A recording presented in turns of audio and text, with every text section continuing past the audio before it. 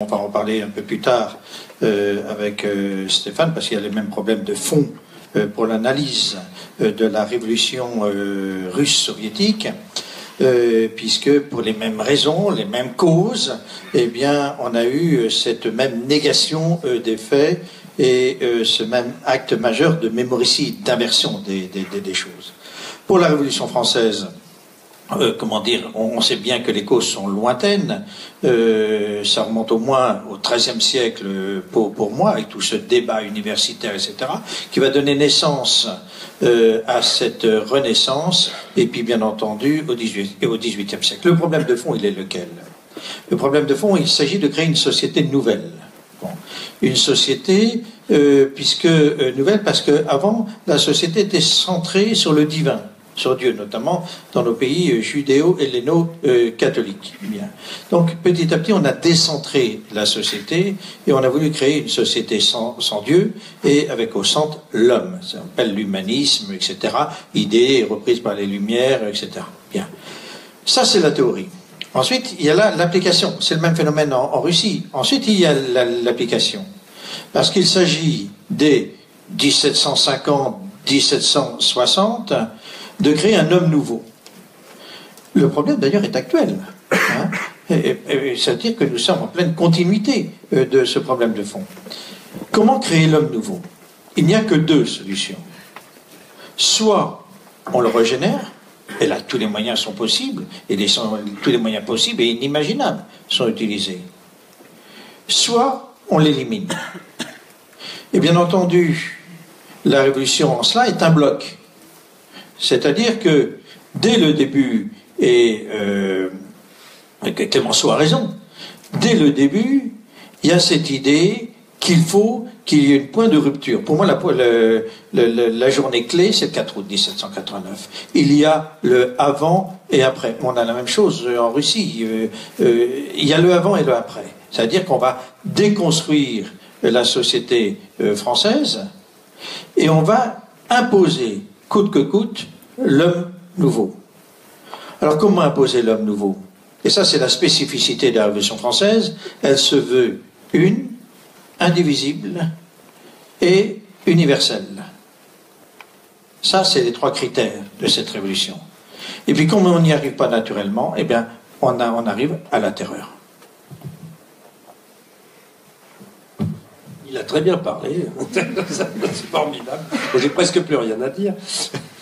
Non, pour enchaîner, il faut quand même rappeler que Monsieur Vladimir Ilitch Ulyanov, plus connu sous le nom de Lénine, et qui était un révolutionnaire russe né en 1870, était quelqu'un qui était totalement fasciné par la Révolution française, et plus précisément par la période du Comité de salut public, évidemment, 1780. Enfin, du 10 août 92 jusqu'à la chute de Robespierre. Hein. Il faut imaginer que ces révolutionnaires russes, ils avaient comme horizon historique et idéologique, ils avaient les révolutionnaires russes proprement dit, c'est-à-dire les terroristes russes qui avaient attenté à diverses reprises à la vie du tsar, jusqu'à finir par réussir d'ailleurs, et puis tout ce système terroriste consistant à combattre le régime tsariste en exterminant les tenants du régime, c'est-à-dire les gouverneurs, les recteurs d'université par exemple,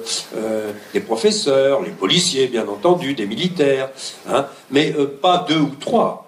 Hein, quand les socialistes révolutionnaires ont commencé une grande vague de terrorisme en 1902, c'était par centaines qu'on assassinait les tenants du régime. Hein, plus par-ci par-là des bourgeois, etc. Hein, et on finissait d'ailleurs par ne plus très bien savoir ce qui relevait du politique et ce qui relevait du criminel. Tout ça finissait par se mélanger. Mais donc ça, c'était un horizon de ces révolutionnaires. Mais l'autre horizon, le grand horizon historique, c'était la Révolution française, évidemment. Il la connaissait par cœur. Le grand anarchiste Kropotkin avait publié un livre fameux sur la Grande Révolution. Hein, et évidemment, Lénine connaissait sa Révolution française parfaitement, et y compris dans les batailles internes au sein des socialistes russes et de ce qu'on appelait le Parti ouvrier social-démocrate de Russie, avec les bolcheviks, les mencheviks et puis quelques autres, Lénine se qualifiait toujours, lui et les siens, de jacobins prolétariens. Donc ça, c'était très clair. La référence était très claire. Hein, les jacobins prolétariens et ses adversaires, les mencheviks et les autres, de girondins. Hein, donc, vous voyez, il y a déjà tout un imaginaire qui se met en place. Hein, et évidemment, dans cet imaginaire, on retrouve évidemment tous les éléments qu'a cité Reynald, c'est-à-dire la rupture de la société. On va complètement changer on va déjà renverser le régime en place, bien sûr. Bon. Ensuite, on va changer de société à travers ce phénomène de la régénération, hein, qui est très important à comprendre, à travers, bien entendu, la liquidation de l'Église, parce que ça, c'est une base. Pour Lénine, on est athée, un point c'est tout, ça ne se discute pas, bon. Hein. Et puis par la terreur. Hein, parce que pour Lénine, il n'y a pas de problème. Enfin, je veux dire, ce sont des choses qui pour lui sont évidentes. Et en plus, il a un gros avantage, il ne s'en cache pas. Hein. Quand vous lisez, bon, évidemment, Dieu merci, j'avais quand même fait mettre à la bibliothèque les 45 volumes des œuvres de Lénine. Donc tous ceux qui sont ici pourront s'y reporter demain matin, en urgence. Hein, bon, mais bien avant 1917, hein, avant la prise de pouvoir, vous avez déjà plus de 20 volumes de Lénine, hein, ça vous fait déjà 10 à 12 000 pages. La question de la terreur est très régulièrement abordée. Hein, surtout à partir de 1905, quand il y a le soulèvement révolutionnaire de 1905 en Russie. Alors pour Lénine, c'est tout à fait clair. Hein. On va exterminer. Bon, il faut exterminer les bourgeois, etc. Il faut exterminer. Il n'y a pas d'autre solution de toute manière. Hein. Et on retrouvera ça, évidemment, chez son héritier Staline, hein, en particulier avec vous savez, les archives, c'est quand même formidable des fois. Hein, quand ceux qui suivent mon cours le savent, les autres vont l'apprendre à l'instant. En 1937-38, Staline a lancé ce qu'on a appelé la Grande Terreur. Bon. Jusque dans les années 80, un certain nombre de spécialistes, en particulier américains, qui faisaient ce qu'on appelait de l'histoire révisionniste de l'URSS, nous expliquaient que la Grande Terreur, ça avait sans doute existé, mais ça avait fait, je cite, quelques milliers de victimes innocentes. Bon. Quand les archives se sont ouvertes, on a découvert une espèce de multiplication des pains, si je puis dire, c'est-à-dire que les quelques milliers de victimes innocentes s'étaient transformées en 700 000 personnes assassinées d'une balle dans la tête et 700 000 autres expédiées au goulag en 14 mois. Ça changeait un tout petit peu l'image, hein, et ce qui était extraordinaire, c'est que le premier ordre donné par le NKVD, c'est-à-dire la police politique, hein, l'ordre 00447, puisque maintenant on a trouvé les archives, l'ordre 00447 du 30 juillet 1937, qui donnait le coup d'envoi de la Grande Terreur, et à la suite de cet ordre, il y avait à peu près déjà 350 000 personnes qui étaient assassinées. Alors, on donnait les catégories qu'il fallait assassiner, et parmi ces catégories, il y avait cette expression merveilleuse, si je puis dire, les gens du passé. Donc ça, c'était clair. Hein. Dans la société, il y avait des gens du passé, donc qui n'avaient plus rien à faire là, irrécupérables, irrégénérables, si je puis dire, hein, bon, avec ce néologisme. Donc voilà, bon, qu'est-ce qu'on peut faire de gens irrégénérables? On va être charitable, on va leur mettre une balle dans la tête, c'est quand même le plus grand service qu'on peut leur rendre. Bien. Donc, non, mais d'ailleurs, Trotsky ne s'en cachait pas. Hein. Lui qui prendra non pas une balle, mais un coup de piolet dans le crâne, en 1940, de la part de son petit camarade Staline, dès 1918, 19, 20, en pleine guerre civile, il disait, en exterminant la bourgeoisie, nous lui rendons service, parce que de toute manière, c'est une classe condamnée par l'histoire. Alors, autant abréger son agonie, hein, quand même. Bon, c'est un acte charitable. Bien. Donc voilà, on retrouve donc les mêmes éléments récurrents. Hein, l'idée d'un...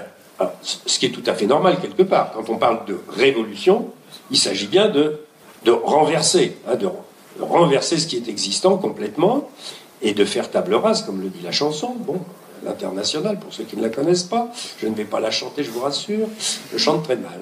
Bon, mais donc on fait table rase, hein, et ensuite on construit une nouvelle société qui va être régénérée. Alors donc une société de la vertu et de la terreur, c'est quand même ça la définition de Robespierre. La vertu et la terreur. Bon. Et la vertu dans un sens qui est la vérité. Hein, la vérité que les révolutionnaires connaissent, alors que les autres ne la connaissent pas. Et je vous signale que cette vertu, chez Lénine, ça s'appelle la Pravda.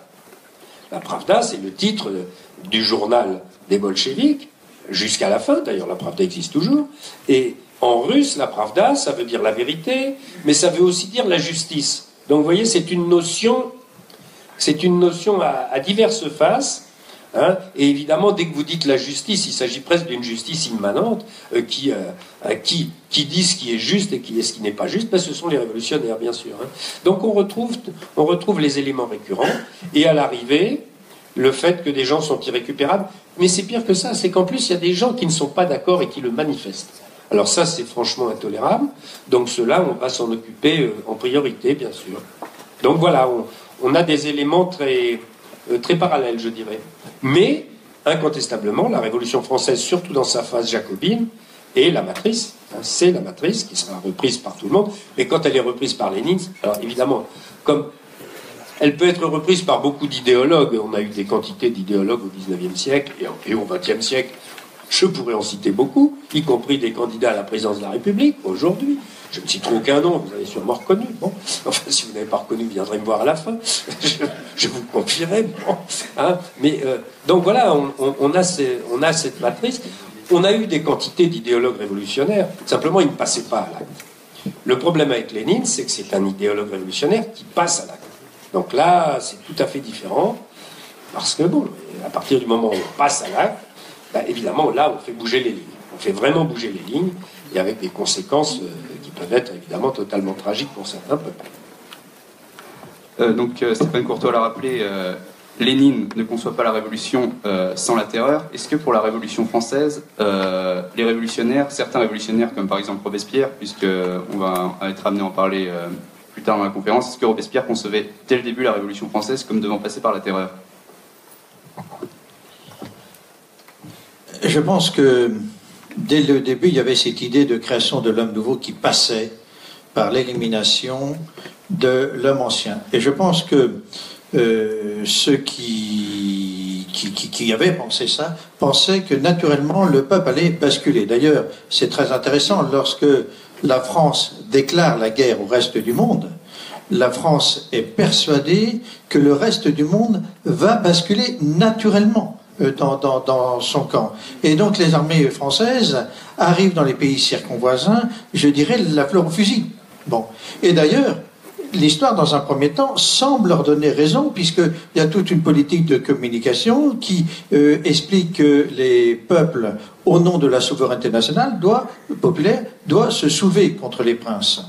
Mais lorsque les armées françaises arrivent dans les pays qui se sont donnés à elles, immédiatement, ils installent une politique de violence absolue. Je dis bien absolue, totale. Ils s'emparent des richesses du pays, ils s'emparent des femmes, ils éliminent le clergé, etc., etc. Et très tôt, les peuples s'insurgent en disant, en fait, la véritable sécurité, la véritable liberté, ce sont nos princes. Et en fait, il va y avoir ce double mouvement qui est à contre-courant. Ils vont se révolter contre les Français, ils vont appeler au secours leurs princes en disant, venez nous protéger contre l'arbitraire. Je suis de ceux qui pensent que cette mécanique terroriste commence très tôt.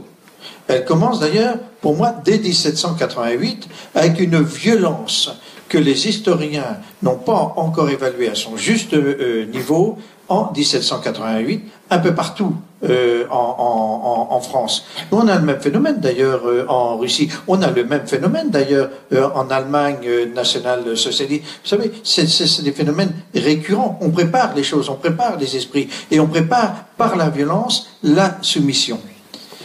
Vous savez, il y a toujours trois types d'individus. Quoi qu'on fasse, après c'est une question de curseur. Il y a celui qui ne pense pas, il y a celui qui n'ose pas penser, et il y a celui qui pense. En fait, ceux qui pensent sont très limités, il y en a très très peu. Ceux qui ne pensent pas, ça me rappelle, j'étais responsable au sein du groupement Intermarché, et là, avec le directeur, il m'a dit, tu sais, je vais être un peu brutal, il y a un tiers de cons, un tiers de non-pensants et un tiers de pensants. C'est à l'image de la société, quelle qu'elle soit. Après, le tiers peut être deux dixièmes, etc. Et en fait, ce dernier tiers, très tôt, va s'imposer par la violence, mais d'une extrême brutalité. Le pillage des châteaux, l'élimination des prêtres, etc., qui commence, je rappelle, dès 1788. On dit en France que la Révolution a commencé à Visil et à Rennes. Pas du tout. Elle a commencé un peu partout en France et extrêmement violent. La nuit, et ce qui s'est passé à la Bastille est absolument incroyable. Cette forteresse, qui est un Novotel pour les prisonniers. Oui, ça peut sembler surprenant, mais c'est le cas, qui n'est pas du tout occupé. Je rappelle toujours qu'on va à la Bastille sur la demande des gens qui sollicitent le roi pour protéger leurs enfants, etc. Bien.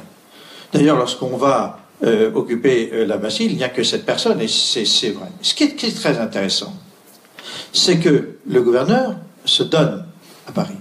Et là, ça va se traduire par une extrême violence qui va choquer tous les corps intermédiaires de l'État. Et ils sont tellement frappés qu'ils ne désirent pas rester dans leur fonction et ils démissionnent massivement de cette fonction. Si bien que le roi se retrouve en contact direct avec la population et on connaît la suite. Donc la journée du 14 juillet est une journée d'une incroyable brutalité qui va fracasser la haute administration et qui va fracasser aussi ce pays, cette population qui est à la fin du XVIIIe siècle plutôt une population sophistiquée. Très bien, Stéphane Courtois, René Sécher donne le début de la terreur en France, il l'a fait remonter à 1788. À quand la faites-vous remonter en Russie? Est-ce que c'est avec la chute du tsar Nicolas II, Boris XVII? Je vais d'abord revenir sur ce qu'il dit, parce qu'il faut préciser les choses. Tu as raison de dire que la prise de la Bastille et ce qui s'est passé à ce moment-là, y compris la décapitation de 3 personnes par lynchage, etc., a énormément choqué. Mais ça n'était rien à côté de ce qui a suivi. Donc il faut bien distinguer, je crois, 2 types de terreur que Patrice Guenifet, d'ailleurs, qui est venu faire ici une conférence l'année dernière remarquable, a parfaitement expliqué dans son livre sur la terreur révolutionnaire, que je ne peux que vous recommander. Il distingue tout à fait 2 types de terreur qui sont distincts, mais qui peuvent parfaitement converger, qui d'ailleurs, dans ce type de situation, convergent complètement. C'est d'une part, je dirais presque la terreur spontanée, c'est-à-dire, bon voilà, une foule qui, pour une raison ou une autre, est envoyée sur la Bastille, qui s'échauffe, on attaque, etc. On s'aperçoit que dans la Bastille, il n'y a personne, il y a un malheureux gouverneur, quelques soldats, etc. Et on les massacre. Dans le feu de l'action, on voit passer un homme important, on l'attrape, on lui coupe la tête, on la met au bout d'une pique, on lui met du foin dans la bouche, et puis on le fait embrasser à son gendre qui passe par là. Enfin voilà, bon. Ça c'est tout à fait une espèce de violence de masse que l'on voit ayant participé à mai 68, et même à la nuit du 11 mai 68, je me souviens très bien que dans ces situations, vous avez des violences de masse. J'étais au coin d'une rue, au quartier latin, à 1h du matin, un gars arrive, il me dit, bon tiens, faut faire brûler cette 2 chevaux. D'accord. Bon, il me dit, t'as ce qu'il faut? Ouais, moi qui fume pas, j'avais pas de briquet, rien du tout. J'ai dit oui, parce que si je lui avais dit non, j'ai rien pour mettre le feu, il l'aurait mis lui-même. Bon, donc heureusement, donc voilà, de pauvres malheureux ont retrouvé leurs 2 chevaux vertes, je m'en souviens encore. Non mais, donc voilà, vous pouvez vous retrouver dans un climat comme ça, de violence endémique, avec des foules, etc. Ça, c'est une chose. L'autre chose, c'est quand un pouvoir commence à mettre en œuvre une violence systématique comme moyen de gouvernement et comme moyen d'intimidation de ses adversaires, et plus que d'intimidation, de sidération, parce que c'est quand même ça le propre de la terreur. C'est d'ailleurs ce qu'on voit aujourd'hui avec Daesh. S'ils décapitent des gens et qu'ils filment tout ça, etc., bon, c'est pas pour faire du boudin comme on fait avec les cochons. Bon, non, non, je vous dis ça parce que je tue un cochon chaque année, donc évidemment. Mais ne le répétez pas, parce qu'alors là, il y a maintenant de nouvelles associations, on ne peut plus rien faire, on va bientôt manger que des sauterelles. Bon, mais non, mais je suis sérieux, vous savez. Dans 10 ans, vous verrez, vous vous souviendrez de ces paroles. Mais le propre de la terreur, c'est la sidération. C'est quand même ça le propre de la terreur, c'est le premier objectif. il s'agit de sidérer non seulement les adversaires, toute la population. Le deuxième objectif, c'est évidemment d'exterminer. Hein. Donc là, on est dans tout à fait autre chose. Et là, c'est vrai que du côté... alors, pour revenir à votre question, dans la Russie tsariste, il y avait de la violence. Il y avait de la violence endémique. Dans la paysannerie, une paysannerie très pauvre, les moujiks, bon... si un moujik sortait sa femme de son isba par les cheveux et la battait devant tout le village, tout le monde disait c'est très bien, tout va bien. Bon. Donc il y avait une violence endémique comme ça dans la société. Les policiers étaient violents, l'armée était violente, les cosaques étaient violents. Mais finalement, au bout du compte, ça faisait pas beaucoup de morts tout ça, hein, quand on additionne. Hein, parce qu'on a retrouvé dans les archives qu'en 1956, Nikita Khrouchtchev a voulu faire son fameux rapport secret pour attaquer Staline. Il a demandé à une commission spécialisée de faire le bilan de tous les homicides en Russie depuis 1810-1812. Or, le bilan établi par les soviétiques du nombre de victimes politiques du régime tsariste sur un siècle jusqu'en 1917, c'était moins de 7000 personnes. Bon, quand on sait que, déjà un an après leur prise de pouvoir, les bolcheviks avaient déjà assassiné 15 à 20 000 personnes, et que ça n'était que le début, on a bien compris qu'on est dans un phénomène d'échelle tout à fait différent. Hein. Le pouvoir tsariste se comportait comme un pouvoir dictatorial. S'il y a une émeute, on réprime, et souvent on réprime en dernière analyse, c'est-à-dire s'il y a une émeute paysanne, les émeutes paysannes russes étaient extrêmement violentes. Hein. Quand les paysans se mettaient en pétard, ils ratissaient tout, là. Ils écorchaient, ils tuaient, ils brûlaient tout, il restait rien. Bon. Donc on envoyait l'armée. Il faut rappeler que la Russie, ce territoire immense, était totalement sous-administré. Hein. Donc, au fin fond des campagnes, bon, ça pétait, il y a une émeute, bon, alors... on ne sait pas quoi faire, on envoie l'armée, le capitaine qui dirige dit, bon, dit aux moujiks, les enfants, arrêtez, parce que sinon je vais être obligé de tirer, il continue, bon, il tire. Hein, ça fait 10 morts, ça fait 20 morts, ça rentre dans l'ordre, bon. C'est comme ça que ça fonctionnait. Mais au bout du compte, ça faisait quelques milliers de morts sur un siècle. Tandis qu'avec les bolcheviks, on est dans une échelle tout à fait différente. Hein, et puis ça va aller très très vite, c'est-à-dire qu'au bout de 4 ou 5 ans de guerre civile et de pouvoir bolchevique, on est à peu près à 10 millions de morts. Alors, pour des raisons diverses, hein, mais qui sont toutes le fait du pouvoir. Hein. S'il y a une famine qui fait 5 millions de morts, c'est quand même parce que le pouvoir a pillé les paysans, a pillé les semences, a tout pillé, et qu'ils n'ont plus rien à manger. C'est quand même les paysans, 5 millions de paysans qui meurent de faim. C'est quand même un petit paradoxe. En principe, c'est les paysans qui fournissent la nourriture. Donc, vous le voyez, on est avec la Russie bolchevique dans une reprise de la Révolution française, parce qu'il est clair qu'à un moment donné, et surtout après le 10 août 92, le pouvoir révolutionnaire a mis à l'ordre du jour la terreur. Bon, et là, alors il y a eu la fameuse loi des suspects, 500 000 personnes arrêtées, etc., etc. Donc là, c'est véritablement une méthode de gouvernement, une méthode pour terroriser la population, pour l'obliger à se soumettre, pour exterminer les ennemis. Bon, les Vendéens savent de quoi. On va pas le leur raconter, ils savent très bien de quoi ils retournent. Donc voilà. Hein. Et alors, j'en parlerai peut-être tout à l'heure, mais ce qui est extraordinaire, c'est que j'ai retrouvé, comme je suis en train, vous ne le répéterez pas, de préparer un livre sur Lénine, j'ai retrouvé enfin le premier grand texte de Lénine sur la Vendée.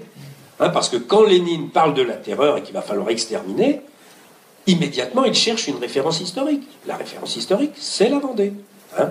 Je vous lirai ça tout à l'heure si vous êtes sage. Alors, ce que je veux dire, que la révolution, à la différence de la révolution soviétique, durant la révolution française, tout est inventé, parce qu'on n'a pas le passé. Tandis que pour la révolution soviétique, il y a une expérience pour Lénine qu'il est venu étudier en France, etc. D'ailleurs, c'est aussi vrai pour Pol Pot, etc., etc. Donc, il y a déjà ce qu'on appelle une matrice exemplaire. En Vendée, excusez-moi, lapsus. En France, tout est inventé. On sait là où on veut y aller, on ne sait pas comment il faut y aller. Et c'est pour ça que je parle de rite de passage ascensionnel.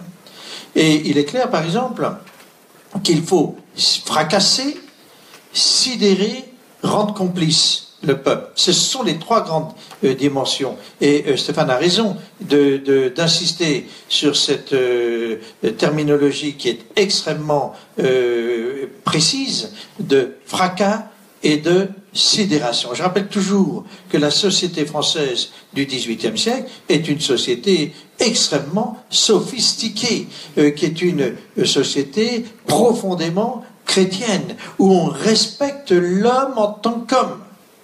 Hein? On n'est pas du tout au stade du gender, etc. On respecte l'homme en tant qu'homme. Il est impossible de toucher à l'homme parce que c'est un péché mortel. Alors, l'étude est à faire de ces rites de passage. Kenny a été rapide là-dessus. Mais j'en ai un rite de passage qui me vient à l'esprit. C'est l'exécution collective de gens du peuple au sein d'une foule. Et Danton, qui gère cette exécution, 18 personnes, le 18 juin 1993, par la guillotine, est incroyablement inquiet. Et il pose bien le problème en disant il faut absolument faire cela à grande échelle. On fait une première expérience à Paris, et si elle marche, on va pouvoir l'étendre à travers toute la France et au-delà. Parce que, je rappelle toujours, la Révolution française se veut une révolution totale, universelle. C'est-à-dire qu'à travers la Révolution française, vous savez, c'est toujours l'esprit universaliste français, il s'agit de transformer le monde. C'est la même chose d'ailleurs pour l'Union soviétique, sauf eux, ils ont eu des moyens pour le faire, en tout cas pour la moitié du monde. Bien. En France, on n'a pas fait. Le monde en 1789, je rappelle, c'est l'Europe. Hein. Le reste, non.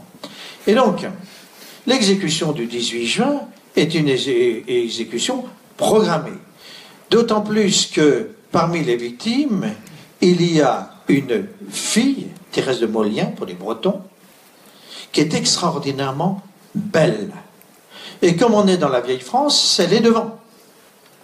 Et lorsque la population voit arriver la foule rassemblée, qu'on a préparée déjà, voit arriver cette jeunesse, elle est bouleversée. Et Danton a pris la précaution de mettre ici et là dans la foule une claque qui est chargée d'applaudir à l'arrivée de ces 18 victimes et d'applaudir à chaque exécution. La claque est incapable de réagir. La foule, on a une description très précise de la foule. La foule est tellement sidérée de ce qu'elle voit qu'elle ne dit rien, un silence de mort. On passe, vous savez quel est le maximum d'exécutés par guillotine jour? C'est extrêmement faible, je crois que c'est de l'ordre de 80, 82. Le record, c'est 82, parce que c'est très long de guillotiner les gens. Donc il va falloir, dans le cas des terreurs, inventer d'autres choses. C'est pour ça qu'on parle toujours de pré-industrialisation, d'élimination à la Révolution française. Après, vous allez industrialiser, excuse-moi pour le vous, hein, vous allez industrialiser la chose en Union soviétique, oui, oui, oui. Et après, on ira beaucoup plus loin avec Hitler, etc. Bien. Le rapport est très intéressant, que l'on fait à Danton, en disant, ben voilà, on n'a pas fait applaudir, mais les gens ont tellement été sidérés, ils n'ont pas réagi. Et on peut y aller. Ça y est, le rite de passage, ce 18 juin, va permettre l'épanouissement de la terreur. Et c'est une journée qui n'est pas du tout connue et qui est pourtant essentielle pour comprendre la mise en œuvre totale de la terreur. Donc, comme l'a dit Stéphane Courtois et vous-même vous l'avez rappelé, la Vendée, on est sur une terre qui a été très marquée par la terreur et par la Révolution française et ses conséquences. Et justement, qu'est-ce qui a pu amener à ce que toute une partie du peuple s'élève contre toute une autre partie et fasse ce processus de terreur justement contre une autre partie de ce peuple? Allez-y. Répétez la question.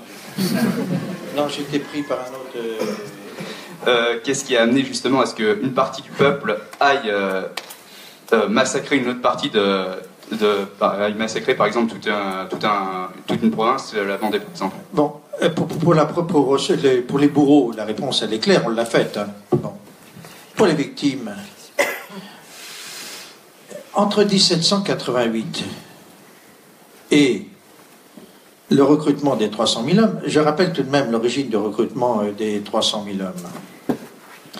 Tout ce débat qu'on a eu d'ailleurs entre Rosa Luxembourg et Lénine, comment imposer la révolution, mais ça c'est plus ton problème que moi, mais on a même ce même débat en France à l'époque.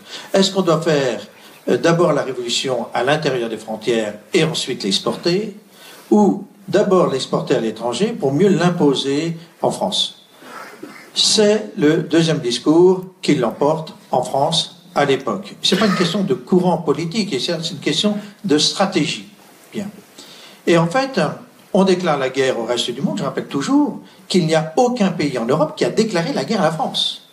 C'est la France qui a déclaré la guerre au reste du monde. Vous n'avez absolument aucun... Moi, je dis ça dans les livres scolaires, que l'Europe a déclaré la guerre à la France. Pas du tout. Il n'y a absolument aucun pays qui a déclaré la guerre à la France. On déclare la guerre à l'étranger pour mieux asseoir la révolution. La violence est telle que les peuples envahis se soulèvent, appellent à leur secours leurs princes, qui ont le sens de l'armée prusse, etc. Ce sont des armées de métier, ils ont l'habitude de faire la guerre, et ils font la guerre. Et il se passe deux phénomènes avec le soulèvement de la population, c'est que non seulement l'armée française, elle est, comment dire, évacuée des pays envahis, mais elle est bien entendu, la France est envahie. Et bien entendu, il y a ce réflexe nationaliste qui va donner tout ce désordre jusqu'à la Seconde Guerre mondiale, du nationalisme. Il naît là, c'est le nationalisme.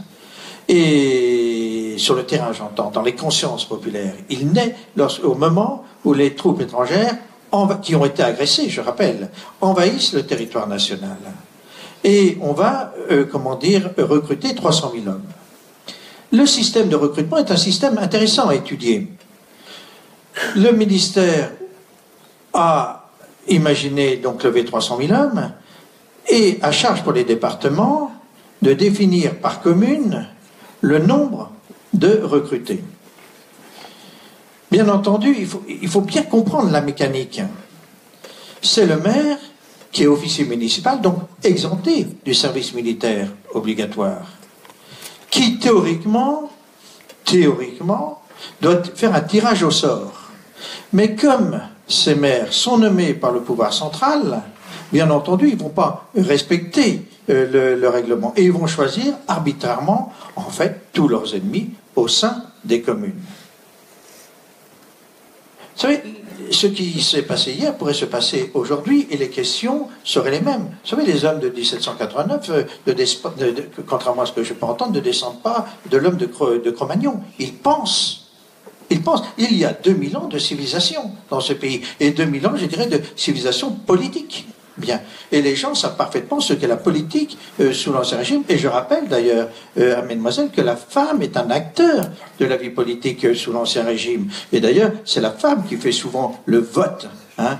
C'est la Révolution française qui va interdire le vote pour des raisons politiques et idéologiques, parce qu'on part du principe que la femme, c'est le clan des curés, c'est le clan de l'Église, et on interdit le vote. Alors, il faut être Macron pour imaginer que le vote des femmes date de 1905. Pas du tout. Le vote des femmes date de 1945, si ma mémoire est bonne. Il a dit ça ? Oui, il a dit ça. Ah oui, comme l'île. N'oubliez pas qu'il n'y a pas d'identité pour Macron. C'est important de le dire. Mais on n'est pas là pour faire de la politique. Donc, et c'est intéressant de le noter, il ne sait même pas cela. Bon, c'est un énarque. On ne fait pas d'histoire à l'ENA, je rappelle toujours. Voilà. Voilà. Donc, ben oui, il faut le dire. Bien. Vous êtes d'un niveau supérieur ici aux énarques, en termes de connaissances historiques et géographiques. Et donc, comment dire, la sélection, elle est arbitraire. Et le maire qui est exempté du service militaire obligatoire va envoyer sous les drapeaux, naturellement, tous ses opposants. Lorsque l'opposant est sélectionné, il se pose 3 questions qui sont des questions de bon sens. Pourquoi moi ? Et je vais être chargé de défendre un régime détestable. Ça fait 4 ans que les gens sont persécutés. Je prends l'exemple de la persécution du clergé. Alors je vous apprends qu'un prêtre est un homme. étrange, les révolutionnaires n'avaient pas pensé à ça. Et qu'un homme a une famille, et qu'un homme a des sentiments, et qu'un homme prend, lorsqu'il est agressé, prend les moyens élémentaires pour se protéger. Qu'est-ce que font les prêtres à partir des grandes persécutions de 1790? Ils vont chercher la paix et la sécurité au sein de leur famille. Le droit canon prévoit toujours qu'un prêtre ne peut pas être nommé dans sa paroisse natale. Il est toujours nommé à l'extérieur. Mais lorsqu'un prêtre est persécuté à l'extérieur, où va-t-il chercher la paix et la sécurité? On a les mêmes phénomènes d'ailleurs en Russie. Eh bien, il va chercher la sécurité au sein de sa famille. Et je rappelle, ça commence en 1790. Quand il arrive dans sa famille, il dit, ben voilà ce qui se passe. Et les autres disent, c'est un peu bizarre, tu es un homme gentil, tu es un homme intelligent, en plus tu es cultivé. Le clergé du XVIIIe siècle est un clergé qui croit en Dieu. Et oui, c'est quelque chose de nouveau en masse. Et deuxièmement, qui est extrêmement bien formé, notamment à l'Ouest. Et donc, on se dit, ben, on va te défendre. Et on rentre déjà dans la clandestinité en 1790. Lorsqu'en 1793, on demande à ces gens d'aller sur le drapeau, ils se disent, mais je vais aller défendre un régime détestable. Et puis la troisième question que je me pose, qui va défendre mon frère? Eh bien, ils se disent, nous, on dit non. Et le seul fait de dire non, vous devenez hors la loi. Et ce n'est pas un phénomène, parce que la loi est terroriste. Et ce n'est pas un phénomène, contrairement à ce que j'entends dire, qui est un phénomène localisé en Vendée. C'est un phénomène général qu'on retrouve à travers toute la France. Quel que soit le lieu, c'est le refus à la conscription. Et après, eh bien, on met en place le système de terreur. Et je m'arrête pour là, parce que j'ai parlé 1 heure.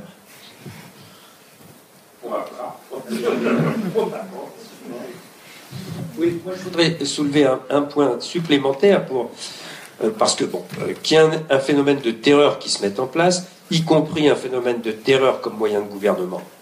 Ok ? Mais le problème, c'est pourquoi est-ce que ça monte à ces extrêmes? Parce que là, on a des phénomènes d'une violence extrême. Que ce soit en France jusqu'à la chute de Robespierre, où on voit des choses, bon, la Vendée est bien placée pour le savoir, bon, mais il n'y a pas que la Vendée, bon, les massacres de septembre, la grande terreur de Prairial, etc., bon, et avec des phénomènes d'une cruauté absolument exceptionnelle.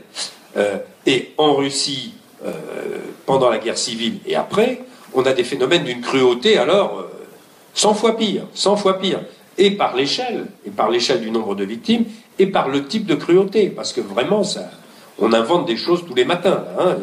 Il y a des esprits fertiles en matière de torture et de faire souffrir les gens. Il y a des gens qui sont pleins d'imagination. Bon, donc là, il y a un vrai problème. Pourquoi est-ce qu'on va dans cette espèce de surenchère? On va dans cette espèce de surenchère parce que cette surenchère est un des moteurs même du processus révolutionnaire. C'est-à-dire que les révolutionnaires, entre eux, en réalité, quand la révolution se met en route, elle ne repose sur aucune légitimité. Il n'y a aucune légitimité. Elle renverse un régime qui est le régime monarchique, dont la légitimité est bien connue. Hein, c'est l'hérédité. Bon, alors l'hérédité des rois, l'hérédité dans les familles aristocratiques, etc. C'est le droit du sang.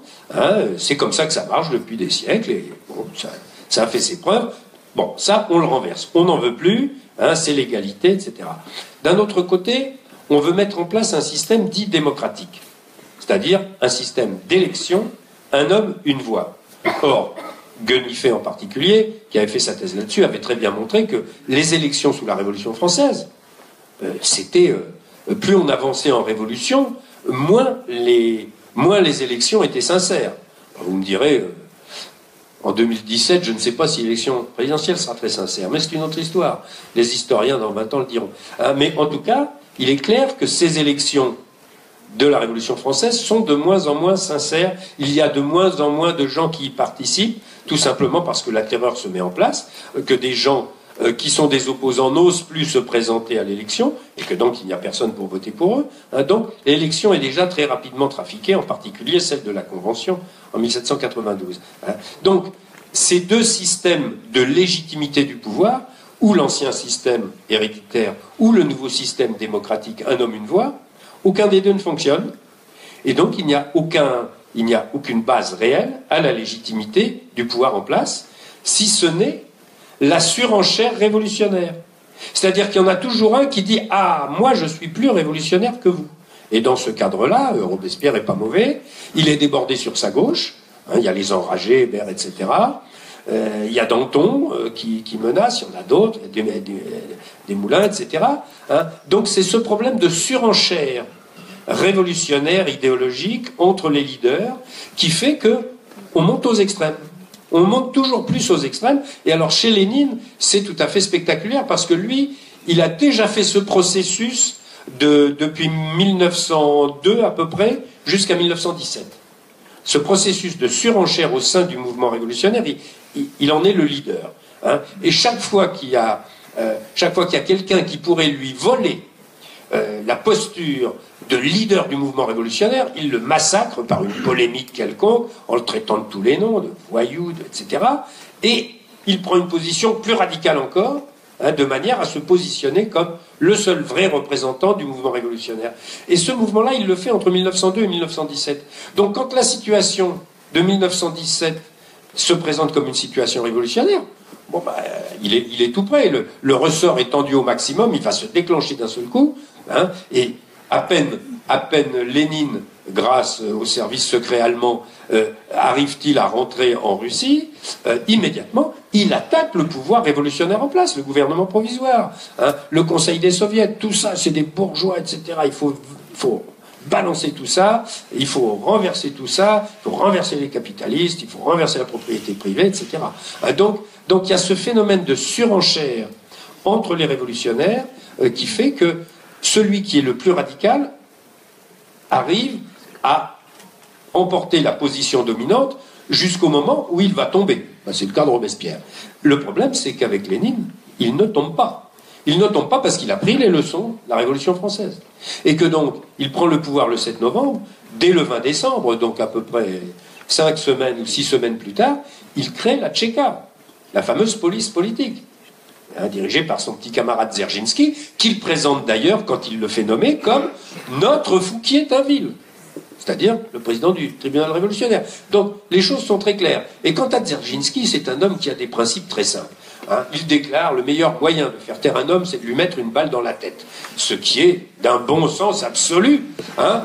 Le problème, c'est qu'il va l'appliquer. Et il va l'appliquer systématiquement et méchamment, hein, pendant des années, jusqu'au moment où d'ailleurs, dans un moment de surenchère révolutionnaire en 1926, dans une réunion du comité central bolchevique qui se déroule dans une violence extrême, eh bien, le camarade Dzerzhinsky ne sait plus quoi faire et il va s'auto-évacuer par une crise cardiaque, comme ça, l'affaire sera réglée. Ah, donc, vous voyez, il faut aussi... Les révolutionnaires instaurent une violence extrême dans la société, mais il faut imaginer qu'entre eux, c'est aussi extrêmement violent. Alors, dans la Révolution française, on a le cas de Robespierre, qui va faire guillotiner tous ses petits camarades d'extrême gauche et centristes, entre guillemets, les Danton, etc. Dans la Révolution bolchevique, alors ça va être à une beaucoup plus grande échelle, Lénine puis Staline vont faire exterminer tous leurs camarades. Il y en a quelques-uns qui vont sauver leur peau, c'est-à-dire que Lénine va dire, bon, celui-là, je l'autorise à s'exiler, bon, Martov, hein, qui était son plus vieux copain, un des rares qui le tutoyait, bon, il va lui dire, allez, tire-toi avant qu'on te mette une balle dans la tête, bon, mais tous les autres, ils seront tous progressivement exterminés, on s'en sert tant qu'on peut, et ensuite, on les extermine. Alors, je voudrais revenir sur un dernier point qui est très important, que tu as soulevé, c'est la complicité. Tout le problème de ces pouvoirs et de ces bourreaux, c'est de rendre le reste de la population complice. C'est très important. Alors ça, c'est ce qu'on pourrait appeler le pacte du sang. Hein, c'est-à-dire, vous êtes obligé de participer à l'assassinat collectif. Hein. Alors c'est un principe mafieux. Hein, dans la mafia italienne, napolitaine, etc., on entre dans la mafia par un pacte de sang, c'est-à-dire par un assassinat. On te dit, bon, mon gars, si tu veux rentrer dans la mafia, tu vas commencer par zigouiller celui-là. Après, si tu le fais, alors, bon, on va commencer à considérer que tu es quelqu'un de sérieux. Hein, et c'est exactement ce qui se passe avec Lénine. Hein, il faut rappeler qu'il crée la Tchéka le 20 décembre 1917. Cette Tchéka va se conduire, elle a tout pouvoir, en toute impunité, c'est absolument effrayant. On a les rapports, parce que Dzerzhinsky envoie des inspecteurs un peu partout voir ce qui se passe. Et les inspecteurs se font jeter par les chefs de la Tchéka locale, hein, qui disent que Dzerzhinsky commence pas à venir nous casser les pieds, hein, parce que nous, on a du travail, vous comprenez. Hein, faut qu'on exécute toute la journée. Hein, alors, on a transformé le siège de la Tchéka en bordel, etc. Hein, on s'amuse bien, on est encocaïné jusqu'au-dessus des yeux, hein, alors qu'on ne vienne pas nous embêter. Il y a un débat au bureau politique. Il y a un débat au bureau politique. Boukharine dit, et d'autres disent, mais ça n'est pas possible, on ne peut pas continuer comme ça. La Tchéka, c'est une horreur. Et Lénine dit, un bon communiste est un bon tchéquiste. Taisez-vous. Fermez le banc, on ne discute plus. Donc vous voyez, on est... Et dans ce cadre-là, il va falloir progressivement que la population s'associe à ces assassinats collectifs. Hein. Et sous Staline, alors ce sera un rituel. C'est-à-dire que partout, dans toutes les entreprises, les usines, etc., quand on fera condamner, par exemple dans les procès de Moscou, on fera voter la mort par l'ensemble de la population. Hein. On réunit tout le personnel de l'ICES, tous les étudiants, etc., et on dit, hein, Courtois est un chien de trotskiste, on vote la mort, tout le monde vote la mort, bien sûr, on vote à main levée, hein, parce que de manière à bien vérifier qui n'a pas levé la main.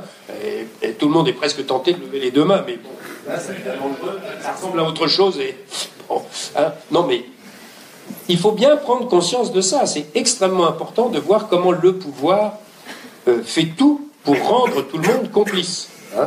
Et là, une fois qu'on a trempé dans ce type de processus, et ça commence toujours par la délation, bien sûr, mais ensuite on fait voter la mort, ou alors, plus simplement, on fait voter la démission de... je sais pas... tiens, par exemple, de Jean-Pierre Descottes. Hein, voilà, bon. On fait voter la démission de Jean-Pierre Descottes, il disparaît, et puis après, on ne s'occupe plus de savoir où il est passé. Bon, hein, il n'est sans doute pas rentré chez lui, bon. Et puis, on va le retrouver au goulag pour le mieux. Sinon, dans une fosse commune pour le pire. Bon. Donc, vous voyez... non, mais il faut bien comprendre le rôle fondamental de la terreur, hein, qui au début est un phénomène de sidération et ensuite un phénomène de complicité obligatoire, et dont la population ne peut pas s'échapper. Et je voudrais rebondir là-dessus justement, parce que la terreur en France est une terreur légale. Il faut bien comprendre les mécanismes de cette légalité.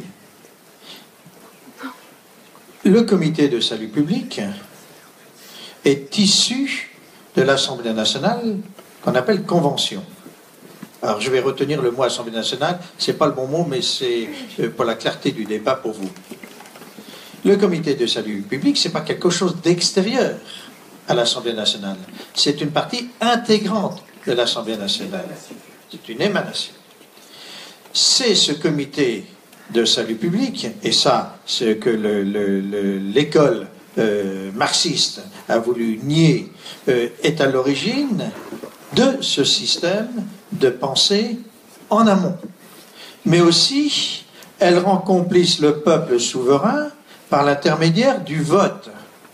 Et toute la terreur, et c'est un phénomène unique dans l'histoire de l'humanité, est un phénomène légal. Et d'ailleurs, c'est très intéressant, c'est le cas de la Vendée, c'est que toutes les lois votées à l'époque n'ont ni été abrogées, ni été retirées. Ça veut dire que si aujourd'hui, vous voyez un curé vendéen, si vous le tuez, excusez-moi, vous êtes le seul, eh bien, vous êtes dans la légalité. Ne parle pas si fort. Ah, pardon. Et on a beau demander au Sénat et à l'Assemblée nationale d'abroger ou de retirer ces lois. Alors, quelle est la différence entre l'abrogation et le retrait? J'ai appris ça récemment, je disais toujours abroger, et j'ai appris ça grâce à Jacques Villemin. Abroger, ça veut dire que, par exemple, les femmes n'avaient pas le droit de porter le pantalon. Ça a été voté à la Révolution française. Il y a 2 ans, on a décidé, simplement 2 ans, d'abroger les lois. Les hommes, par exemple, vous n'avez pas le droit d'uriner sur la voie publique. Vous êtes passible de pénalité. Bien, ça n'a pas été abrogé, ça, par contre. Le retrait, c'est ce qui s'est passé avec les lois antisémites. C'est-à-dire qu'on considère qu'elles n'ont jamais existé. Elles n'ont jamais existé. Elles sont par essence illicites. Bien. Toutes les lois révolutionnaires n'ont ni été abrogées, ni été retirées. Bien. Donc la terreur en France, on n'a pas le même phénomène en Union soviétique ou dans les autres pays de même nature que les pays, l'Allemagne nazie, le Cambodge, etc., est une terreur basée sur la loi. Et c'est très intéressant parce que on sidère et on fracasse les députés, et il ne viendrait pas en tête un député de refuser la loi votée parce que imposée par une minorité qui est le comité de salut public. Soit celui qui ne veut pas voter se rend malade, soit on le retrouve, celui qui se dit contre, assassiné bêtement, ou ayant glissé bêtement sur une peau de banane sur le bord de la Seine. Il faut quand même rappeler, juste sur ce point, qu'une grande partie des lois votées sous la Convention, il y a 250 députés en séance, sur plus de 700 députés. Donc ça prouve que, bon, là encore, la représentation nationale, le principe du vote, etc., est totalement faussé, puisque les 2/3 des députés ne sont jamais là, tout simplement parce qu'ils ont la trouille, ils sont rentrés chez eux, ils n'ont pas envie d'être compromis dans ce genre d'affaires. Alors cela dit, un point quand même, en URSS, jusqu'en 1922, Lénine avait aboli le code pénal. Comme ça simplifiait tout. On pouvait assassiner à tout va. Bon. En 1922, justement pour exterminer, et de manière très forte et symbolique, ses ennemis, en particulier les socialistes révolutionnaires, il va leur organiser un procès truqué. Bon. Mais pour ça, il veut avoir une base légale, et donc il va faire écrire en toute urgence, en 2 semaines, un code pénal. Bon. Et dans ce code pénal, il va lui personnellement, parce qu'évidemment il surveille de très près le travail de préparation, il va faire intégrer la terreur.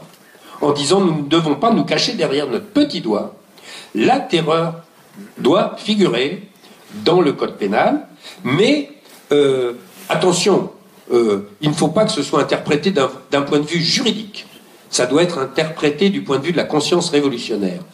Alors là, évidemment, quand les juges jugent en fonction de la conscience révolutionnaire, on comprend que tout est permis. Mais alors, il y a par contre une grosse différence très intéressante entre la Révolution française et l'URSS. La Révolution française, il y a quand même une assemblée. Il y a quand même une assemblée nationale qui est censée représenter le peuple. En Russie, il n'y en a pas. Lénine a parfaitement compris que cette histoire d'assemblée, c'est infernal. Regardez comment ça s'est terminé. Même Robespierre a été guillotiné. Donc on ne peut pas compter sur ce genre de système. Pas d'assemblée. Et d'ailleurs, quand la fameuse assemblée constituante aura été élue, puisque c'était quand même la grande revendication de tous les opposants au tsarisme et de tous les révolutionnaires russes, depuis les années 1850. Il faut élire une assemblée constituante qui établira une constitution. Bon, ça a été la grande revendication de tout le monde. Donc, 1917 arrive, on va faire la constituante, on va faire élire la constituante, au suffrage universel, des hommes et des femmes. Bien. Alors ça traîne. Finalement, le gouvernement provisoire, avant sa chute, avait arrêté une date d'élection. Le 25 novembre 1917. C'est d'ailleurs pour ça qu'une des raisons principales pour lesquelles Lénine fait son coup d'État le 7 novembre, c'est qu'il sait très bien qu'il va y avoir une assemblée constituante qui va être élue et qui aura une légitimité démocratique. Donc ça, il faut prendre les devants. Et donc on fait le putsch, on s'empare du pouvoir, on ne peut pas empêcher les élections parce que là, il y a un raz-de-marée électoral, il y a des 40 millions d'électeurs qui vont voter, donc on peut pas les arrêter. Très rapidement, les bolcheviks s'aperçoivent qu'ils seront très loin d'avoir la majorité dans cette assemblée. Que faire ? Les méthodes habituelles. On va trafiquer les résultats. Ça marche pas bien. C'est pas encore au point. Il n'y a pas de Corse dans le secteur. Bon, je suis un peu méchant, mais il faut bien dire que c'est des professionnels. Bon. J'espère que, bon, enfin, s'il m'arrive quelque chose... Mais enfin, j'ai des preuves. J'ai des preuves, attention. Bon, donc, on essaie de trafiquer, on essaie de faire pression sur la commission électorale, on change la commission électorale, etc. Mais il n'y a pas moyen. Et finalement, les députés arrivent de toute la Russie, et quand ils sont déjà plus de 400, ils décident de se réunir. Donc, le 18 janvier 1918, l'Assemblée constituante va se réunir à Saint-Pétersbourg. Elle est soutenue par une manifestation de révolutionnaires le matin même, plus de 50 000 personnes. Que des révolutionnaires, drapeau rouge en tête, banderoles internationales, etc. Lénine envoie les mitrailleuses. Lénine envoie les mitrailleuses. Ce sont les premières victimes civiles du pouvoir depuis la révolution de février 1917. La chose la plus extraordinaire, c'est que en tête de cette manifestation, il y a une jeune étudiante, très exaltée avec son drapeau rouge, qui va être tuée parmi les premières, et qui s'appelait Mademoiselle Gorbatchevskaya. Donc évidemment, quand vous découvrez ça un beau matin, vous vous dites, bon, l'histoire a quand même des clins d'œil assez amusants. On commence par là et on finit par là, en 91, avec M. Gorbatchev. Bon. Mais en tout cas, cette assemblée constituante, elle va être liquidée en quelques heures.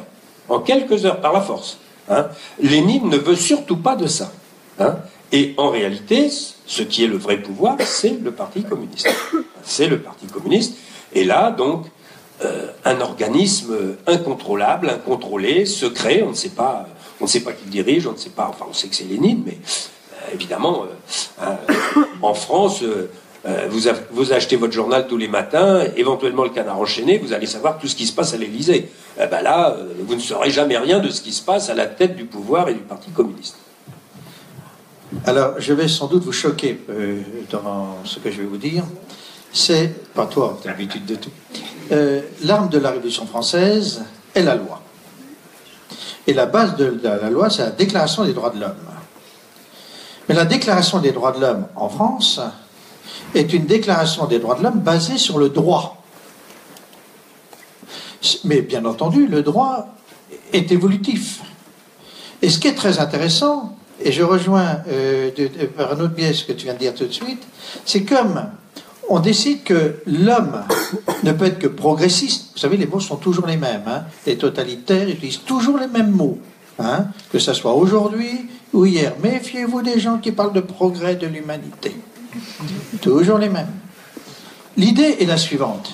Celui qui refuse le progrès, et c'est tout un débat, est-il un homme? Eh bien, on répond non. Il ne peut pas être un homme. Donc, s'il n'est pas homme, il est hors la loi. Et ça donne la loi des suspects. Pour la Vendée, il y a eu tout un débat. Est-ce que le Vendéen est un homme? Non, il ne peut pas être un homme. Parce qu'il est un esprit de l'ancien temps. Donc, on le met hors la loi. Ça veut dire qu'il ne peut pas être traité comme celui qui est dans la loi. Et bien entendu, il perd sa personnalité morale, ça veut dire que ça devient un animal. Comme il n'a pas de personnalité juridique, il ne peut pas être propriétaire. Donc on va nationaliser les terres de la Vendée, première loi de nationalisation totale. C'est pas l'Union soviétique, c'est la Vendée, 1er août 1793. Les Vendéens, parce que ce ne sont pas des hommes, ne peuvent plus être propriétaires. Et on va les traiter comme même pas des non-hommes, des animaux. Et d'ailleurs, le vocabulaire, est adéquat. On va les traiter comme des loups, etc. L'animalisation est totale, mais qu'on retrouve sous le nazisme, partout. Ce sont pas, et on va les traiter comme tels, d'où on va les dépioter, on va faire fondre la graisse. Tout ça, c'est normal, c'est banal. On les traite comme des loups, comme des animaux. Bien.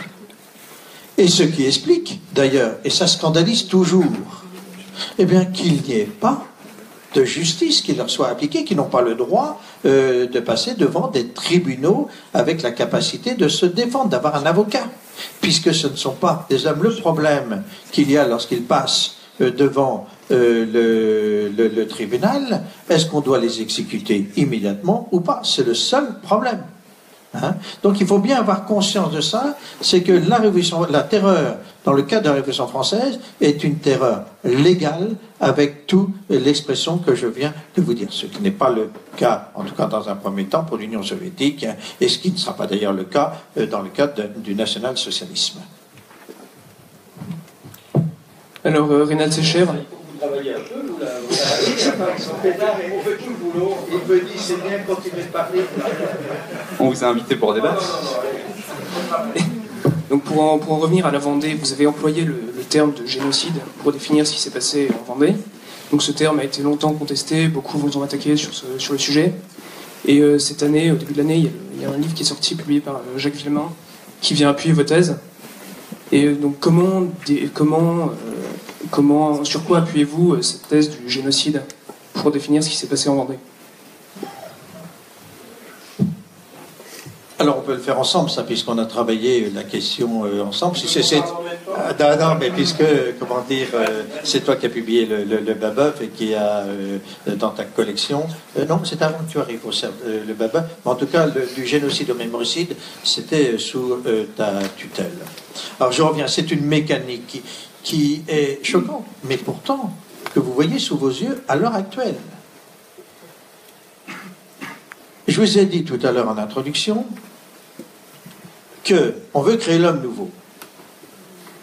Tout système, notamment l'Église, pas pour vous, et tout homme qui refuse le progrès, doivent être soit régénéré, c'est l'Église assermentée, soit éliminé, c'est l'Église réfractaire, en tout cas d'institution, puis c'est les hommes. Je rappelle que 70% de la population française est considérée par les révolutionnaires comme que l'on ne peut pas régénérer. Et d'ailleurs, il y a tout un débat. Est-ce qu'il faut exterminer tout le monde? Et on a imaginé qu'il fallait exterminer 70% de la population.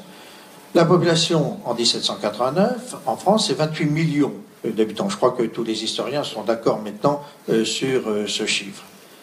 Vous savez, c'est très difficile d'exterminer 70% de la population. D'autant plus qu'on ne sait pas comment faire.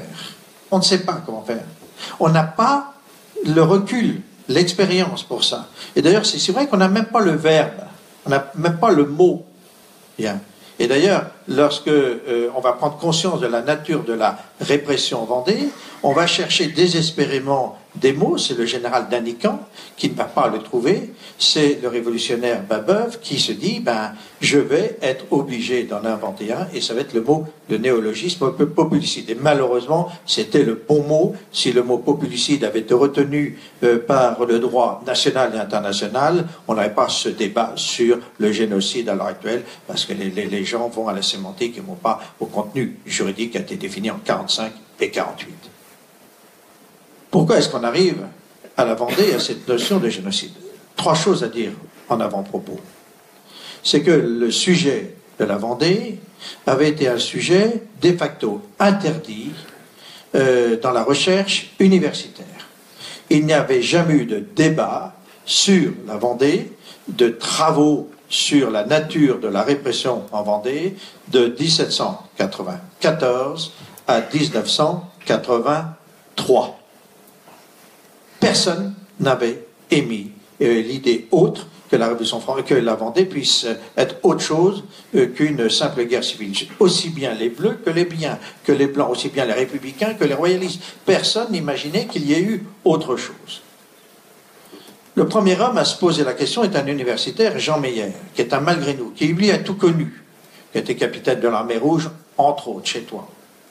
Il va avoir des accidents dans sa vie. Et il revient en France, il est nommé professeur à Nantes, et il arrive dans un tout petit village, mon village, et il essaye de poser des questions de fond au village. Qui êtes-vous? Est-ce que vous êtes vendéen ou breton? Et les gens disent, on n'est ni l'un ni l'autre. Il est interpellé par ce silence. Puis un jour, il va me rencontrer, il me dit, tu es quoi? Je dis, brito vendéen. Bien. Et là, il me pose la question, est-ce que tu serais d'accord pour faire un travail sur la Vendée? Alors c'est très intéressant, parce que c'est choquant. Et en fait, il me dit, et ça c'est à noter, parce qu'il y a plein de travail à faire sur la Vendée. Le discours officiel que tu as connu, on ne peut pas travailler la matière Vendée, faute de documents. Voilà, ça y est, c'est réglé. Alors qu'il y a pléthore de documents. Et l'ICES, vous avez fait, grâce à cette démarche de Jean Meyer, un certain nombre de travaux sur les colonnes infernales, etc., remarquables, parce qu'il y a effectivement matière. Alors, pourquoi est-ce qu'on a parlé de génocide? Parce que la guerre de Vendée, mais c'est vrai dans toute la France, est avant tout guerre civile. Mais une guerre civile, c'est une confrontation homme-homme.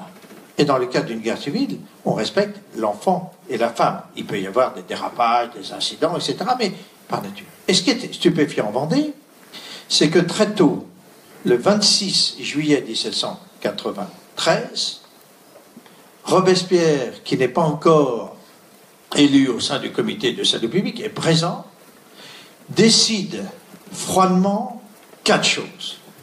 Premièrement, de diviser la population en 2 groupes. Un groupe que l'on déporte, les femmes, les enfants et les vieillards, mais c'est déjà un crime contre l'humanité, la déportation de masse. Et tout le reste, c'est pas une question bleu-blanc, on élimine. Et on tue le Vendéen, non pas pour ce qu'il a fait, mais pour ce qu'il est. Comme d'ailleurs, on va déporter le Corse, on en reviendra, je pense, tout à l'heure, non pas pour ce qu'il a fait, mais pour ce qu'il est. On élimine le Breton, non pas pour ce qu'il a fait, mais pour ce qu'il est. Bien. Et la deuxième chose que l'on va faire, on va nationaliser la Vendée et on va la ruiner physiquement, pour la faire crever de faim. Ce que vous avez retrouvé en Union soviétique par la suite, c'est une arme. Troisièmement, on décide de régénérer l'armée française, parce que l'armée française de 1793, en tout cas d'août 93, c'est l'armée française d'Ancien Régime. Et les cadres de l'armée française sont des chrétiens, qui ont un profond respect pour l'autre, surtout si l'autre est son frère. On ne tue pas l'autre parce qu'il est. On le tue parce que c'est l'ennemi, mais comment peut-on être ennemi dans le cadre de la fraternité religieuse? Ce n'est pas possible. Et les cadres supérieurs de l'armée française disent non. Aucune étude tient cette affaire, ça. Combien de cadres supérieurs de l'armée française, qui sont les héros de la résistance à la Révolution française, à la terreur, ont été éliminés parce qu'ils ont dit non. Non au nom de Dieu, non au nom du respect de l'enfant de Dieu, c'est-à-dire l'homme. Aucun travail n'a jamais été fait là-dessus. Et après, on réfléchit sur le comment éliminer. Et on découvre qu'il y a 4 plans d'extermination. Le plan le plus abouti, c'est le plan de Turreau du 21 janvier 1794. Alors, moi je suis un homme de la fin du 19e siècle et je suis juriste de formation. Je suis j'ose même plus dire ça maintenant, bi-formation, c'est-à-dire... excuse-moi, je suis à la fois juriste et historien. Tu nous as dit que tu étais un homme de la fin du 19e siècle. À 20e, excuse-moi. Attends, j'ai laissé la parole tout à l'heure et t'inquiète pas, je vais rebondir. Et donc, avant que les événements se passent chez toi. Alors donc, comment appeler ce crime de masse qui a été conçu, je dirais presque en conscience, voté et mis en œuvre en conscience partagée. Je suis prisonnier du vocabulaire. Je cherche en vain un mot. Évidemment, si j'avais connu à l'époque le mot de Babeuf, malheureusement, j'aurais repris ce mot. Je dis malheureusement, parce que ça aurait évité tout débat de fond sur le problème de la Vendée. Puis bien entendu, j'arrive à cette notion de génocide. Alors évidemment, j'ai le droit à tout, y compris ici, à tous les noms. Puis heureusement, il y a 2 mois, un livre vient de sortir, que tu as lu, j'ai pris le soin de te le faire envoyer, qui a été fait par un haut fonctionnaire énarque du ministère des Affaires étrangères, qui est délégué spécialiste auprès des tribunaux spécialistes en la matière, des crimes de guerre, des crimes contre l'humanité et de génocide.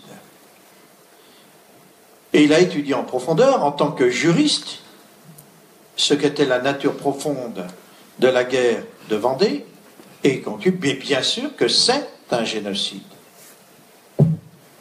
La seule nuance qu'il y a entre lui et moi est une nuance de preuve.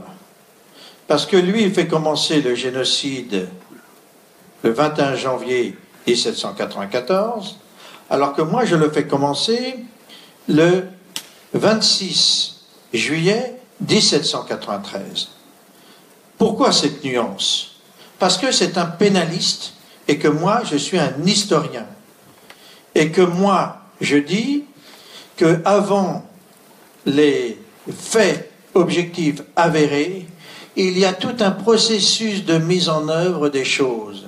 Et ce processus commence sur le terrain, au niveau de l'Assemblée nationale, le 26 juillet, et d'ailleurs on pourrait le faire partir de la fameuse loi du 10 mars 1793, parce qu'on rentre dans la mécanique, l'autre qui naturellement va éliminer l'autre, non pas pour ce qu'il a fait, je répète toujours, mais pour ce qu'il est. On tue le Vendéen pour ce qu'il est. Ce qui est très intéressant, c'est que les victimes ont toujours refusé de rentrer dans ce jeu de l'élimination de l'autre pour ce qu'il était, y compris lorsqu'il était bourreau, parce que ce sont des chrétiens. Excusez-moi, monsieur le directeur, je vais rebondir sur un thème qui m'est cher. Il n'y a jamais eu de pardon, par exemple, de la part de Bonchamp, lors du passage de la Loire. Parce que ce n'est pas à l'ordre du jour. Le problème, c'est qu'on refuse d'être ce que l'autre veut que l'on soit, c'est-à-dire un bourreau, et d'éliminer les prisonniers républicains parce qu'ils sont prisonniers républicains. Parce qu'on est chrétien, on ne tue pas l'autre pour ce qu'il est, on le respecte justement pour ce qu'il est. Et on respecte les règlements de la guerre. On se tue dans le cadre du combat, on ne tue jamais un prisonnier.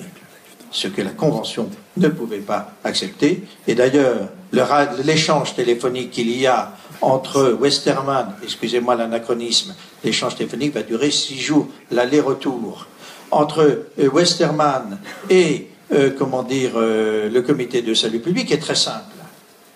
Comment peut-on éliminer l'autre qui refuse de nous éliminer pour ce qu'on est, et qu'on doit tuer pour ce qu'il est? Eh bien, c'est impossible à faire passer. Eh bien, c'est l'origine du mémoricide. Moi, je lui portais un témoignage. Pendant que Reynald Secher préparait ce livre, qui devait paraître dans ma collection, nous avions pris un rendez-vous un samedi, un vendredi. Un vendredi. Alors, il vient chez moi, je ne suis pas là. Un début d'Alzheimer, c'est pas très grave. Et puis donc, on se téléphone, et donc, je lui dis, tu n'as qu'à repasser demain. Et puis, le lendemain, je sais pas, vers 11h du matin, je reçois un coup de téléphone d'un homme dans un état second. C'était lui, qui venait de découvrir les documents aux archives nationales. Alors, cela dit, j'ai compris son état d'excitation extrême, étant moi-même tombé dans la caverne d'Ali Baba à Moscou. Bon, quand vous tombez sur des centaines de dossiers dont vous n'avez jamais rêvé depuis 30 ans que vous travaillez, parce que c'était la même chose, hein. Moi j'ai travaillé sur le communisme depuis 1973 jusqu'à 1992 sans avoir un seul document d'archives. Bon, donc évidemment, tout ce qu'on disait, eh bien on avait en face des gens qui nous disaient « Ah, vous racontez ça, c'est bien intéressant, mais bien sûr vous avez des documents. Ah, vous n'avez pas de documents. Non, mais vous êtes un rigolo, cher monsieur, vous n'êtes pas un historien. Hein, donc évidemment c'était la même chose pour la Vendée. Hein. Et voilà que Reynald, par un hasard, mais heureusement hein, dans la recherche il y a des miracles, est tombé sur le carton où il y avait les ordres autographes signés de Robespierre et des autres, comme quoi il faut exterminer la Vendée. Bon, alors là, il me dit mais alors, qu'est-ce que je vais faire? Là, le livre est prêt. Et ben, je dis, c'est pas grave, on va pas s'énerver, on va prendre le temps qu'il faut pour refaire le livre, avec les documents. Et ça a donné ce fameux chapitre, hein, comment tu l'avais intitulé, les petits bouts de papier. Les petits bouts de papier, c'était, c'est extraordinaire, c'est le comité de salut public, au comité de salut public, les chefs donnaient des ordres, et il y avait des secrétaires qui notaient ça sur des bouts de papier, hein, et qui faisaient signer. Et ensuite, c'était reporté, évidemment, sur des ordres beaucoup plus officiels pour les généraux en Vendée, les bureaux, etc., etc. Oui, Raynal. Enfin, ce que je ne comprends pas, c'est que tous nos grands spécialistes de la Révolution française, qui ont épluché ces archives pendant des jours, des nuits, des siècles, ils n'ont pas eu de chance. Hein. Ils sont jamais tombés sur ce carton. Ah, c'est bien malheureux quand même. Hein. Et ce qui est encore plus malheureux, c'est que Raynal soit tombé dessus. Ça, je peux le dire. Un peu trop tard. Alors, je vais préciser parce que, en fait, ce sont des documents. Les révolutionnaires avaient le sens de l'économie, contrairement à nos politiques à l'heure actuelle. Vous savez, c'est comme nos grands-mères. Comment dire, elles utilisaient toujours le recto des feuilles ou des courriers qu'elles recevaient, où elles découpaient les lettres. Bon, je continue, mon curé, moi je me souviens, il faisait toujours ça. Et on ne jetait jamais une feuille qui était écrite que d'un côté. Et donc ces petits bouts de papier, ils étaient en fait illisibles et invisibles. Illisibles parce que c'est écrit dans la précipitation. Il n'y a pas de la lumière électrique à l'époque. Hein. Il n'y avait pas de machine à écrire, et puis en plus il faisait très froid, et donc on était recroquevillés sur sa table avec des manchons, etc. Bien. Et en fait, lorsqu'il y a eu l'effondrement du système de Robespierre, les terroristes sont arrivés, enfin les contre-terroristes, ils sont toujours terroristes, sont arrivés, ils ont pris ça par brassée, ils ont jeté ça dans des malles. Et puis on a oublié ça pendant 10 ans. Puis Napoléon Ier, pour occuper ses fonctionnaires, a décidé d'enregistrer tout ça. Mais vous savez, le fonctionnaire d'aujourd'hui est le même que celui d'hier. Si on ne lui demande pas de penser, il ne va pas penser, on lui a simplement demandé de classer. Donc ce qu'il fait, il a pris les papiers les uns après les autres, et puis il les a collés. Bien. Et en fait, il a déclassé les documents, il a fait exploser les dossiers. Moi, ce qui m'a frappé, c'est tout à fait par hasard, je vois un petit bout de papier, parce que j'ai un peu de temps, je commence à le lire et je vois exterminer les Vendées, parce qu'ils sont vendéens, etc. Et comme j'avais vu plein de papiers avant, je suis arrivé avec un appareil photo numérique, et systématiquement, nous avons photographié tous les documents. Systématiquement. Et on a fait le reclassage, je ne sais pas si c'est français, le reclassement après coup, grâce aux photocopies. Et j'ai pu te livrer, je vais te livrer un secret, ton bouquin à temps, grâce à un élève de l'ICES qui est ici présent, que nous surnommons Chaton, et qui est Nicolas Massot. Lève-toi, Nicolas. C'est grâce à lui, il était au chômage. Je lui dis donc, viens donc là, toi, travailler. Et on a rédigé pour que tu aies ce document. Alors, voyez le hasard, les circonstances, les moyens modernes. Mais je suis en désaccord total. Il n'y a jamais de hasard. Si on est un bon chercheur, on finit toujours par trouver. À vous la parole, très bien. Et justement, Stéphane Courtois, vous nous aviez... Enfin, Lénine a été confronté à lui aussi à un phénomène, on va dire, contre-révolutionnaire ou une opposition assez forte. Et justement, Lénine a fait plusieurs voyages et a voulu s'inspirer de ce qui avait été fait en Vendée. Et je voulais savoir justement, enfin, on voulait savoir sur quoi il s'est inspiré justement sur la Vendée. Que pensait-il de la Vendée réellement? Ah ben oui, alors c'est le fameux texte que j'ai... Attendez, je vais vous trouver le fameux texte. Je viens pas sans quelques documents, hein, évidemment. Mais c'était tout à fait étonnant de trouver ce texte, parce que, voilà, hein, et c'est en relation étroite avec les circonstances russes. C'est à la fin de 1905, hein, donc il y a eu en 1905 différents soulèvements... Ah, pardon. Ouais, les habitudes de meeting. Il y a eu en 1905 différents soulèvements qui n'ont pas abouti à une révolution. Hein, c'est seulement des soulèvements révolutionnaires à la campagne, les ouvriers des villes, dans l'armée, mais tous ces mouvements n'ont pas été coordonnés. Et donc ça n'a pas convergé dans une révolution. Hein. Et ensuite, le pouvoir a repris les choses en main, mais c'était allé assez loin. Hein, et donc, en novembre 1905, alors que Lénine est très exalté, il est persuadé que ça y est, ça va péter. D'ailleurs, ses petits camarades vont tenter une insurrection à Moscou qui sera écrasée. Hein, mais donc, voilà, Lénine était prêt à aller jusqu'au bout. Hein, et à ce moment-là, la Vendée lui vient en tête. Ça y est. Quand il s'agit d'écraser, de faire une insurrection, d'écraser des contre-révolutionnaires. Hein, donc voilà ce qu'il écrit. La révolution a contraint finalement à se démasquer cette force populaire, la force des partisans du tsar, là il parle de la Russie.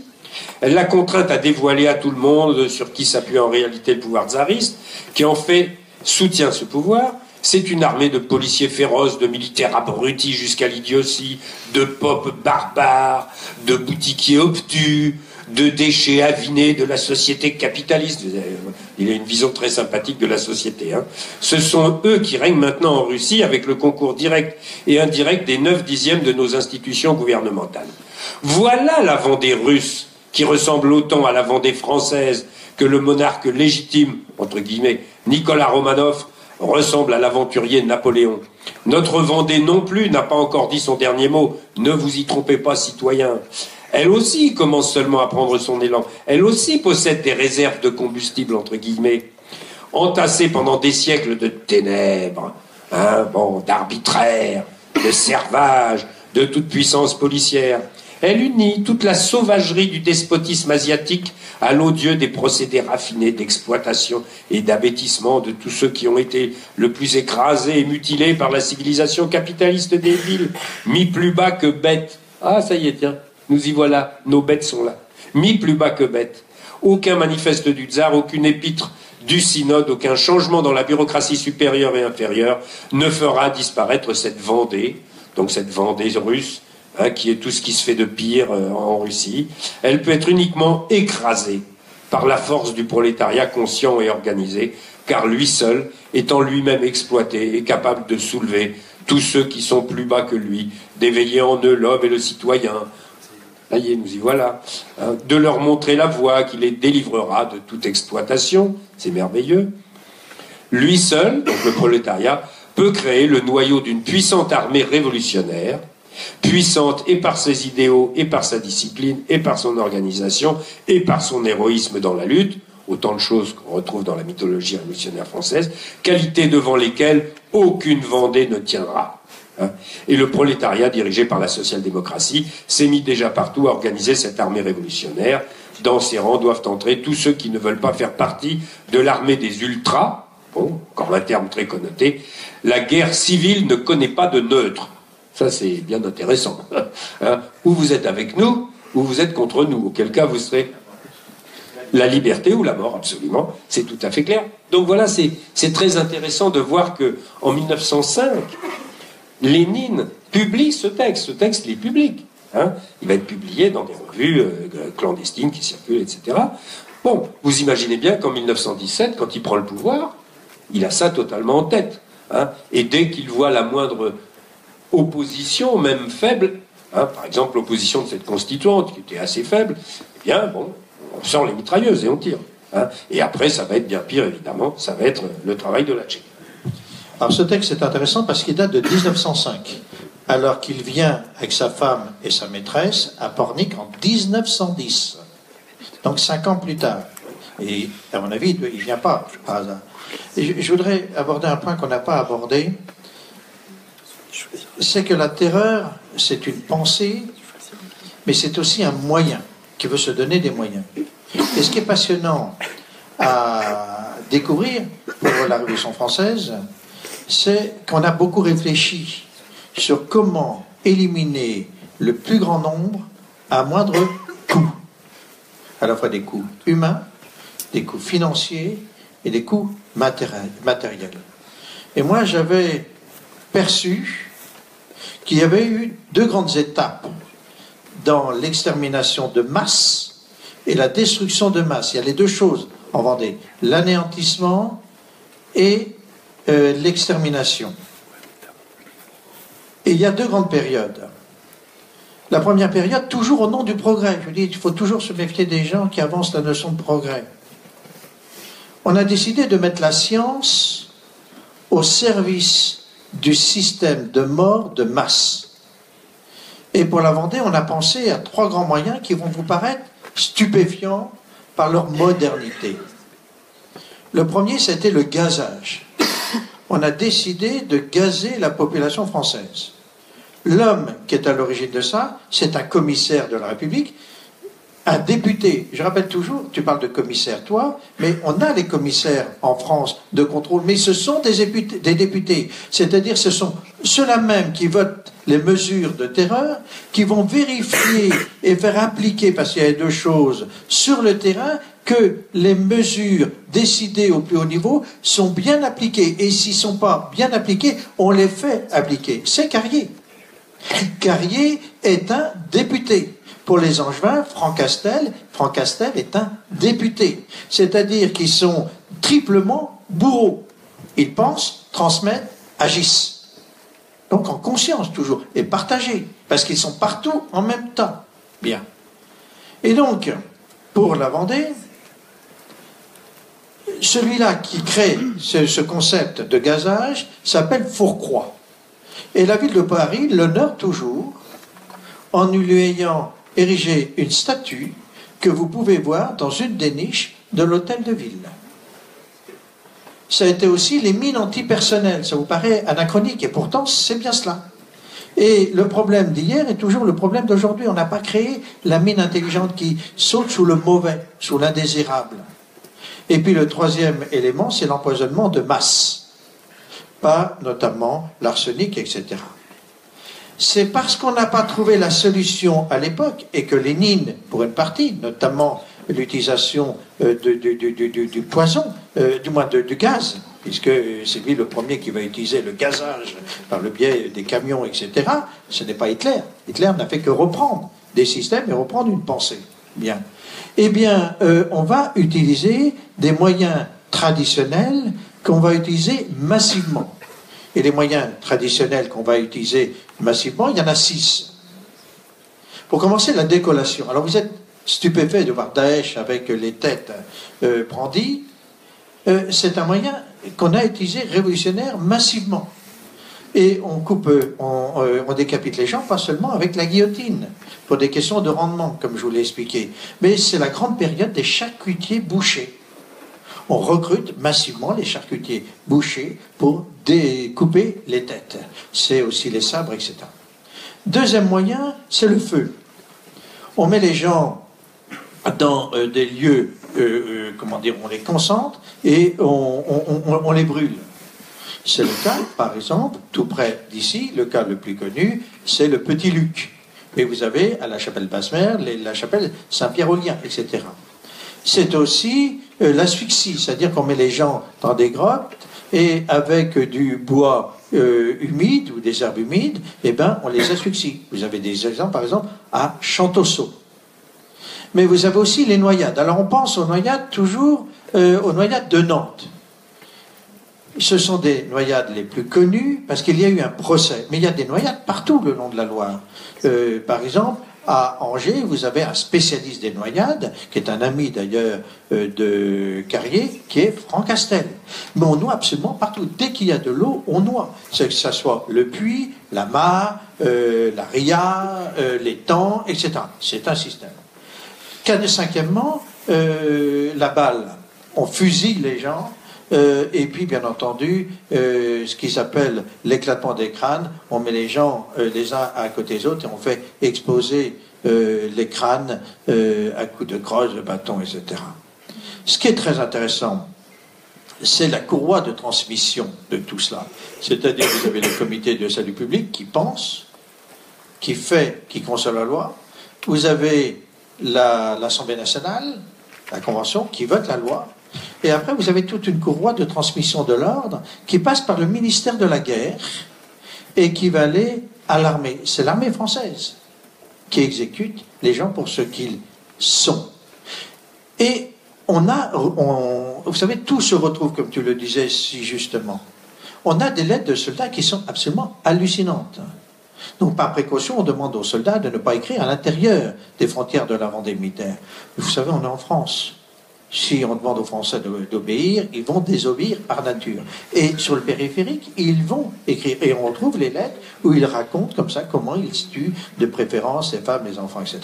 Et absolument rien n'est respecté. On est dans un public d'adultes.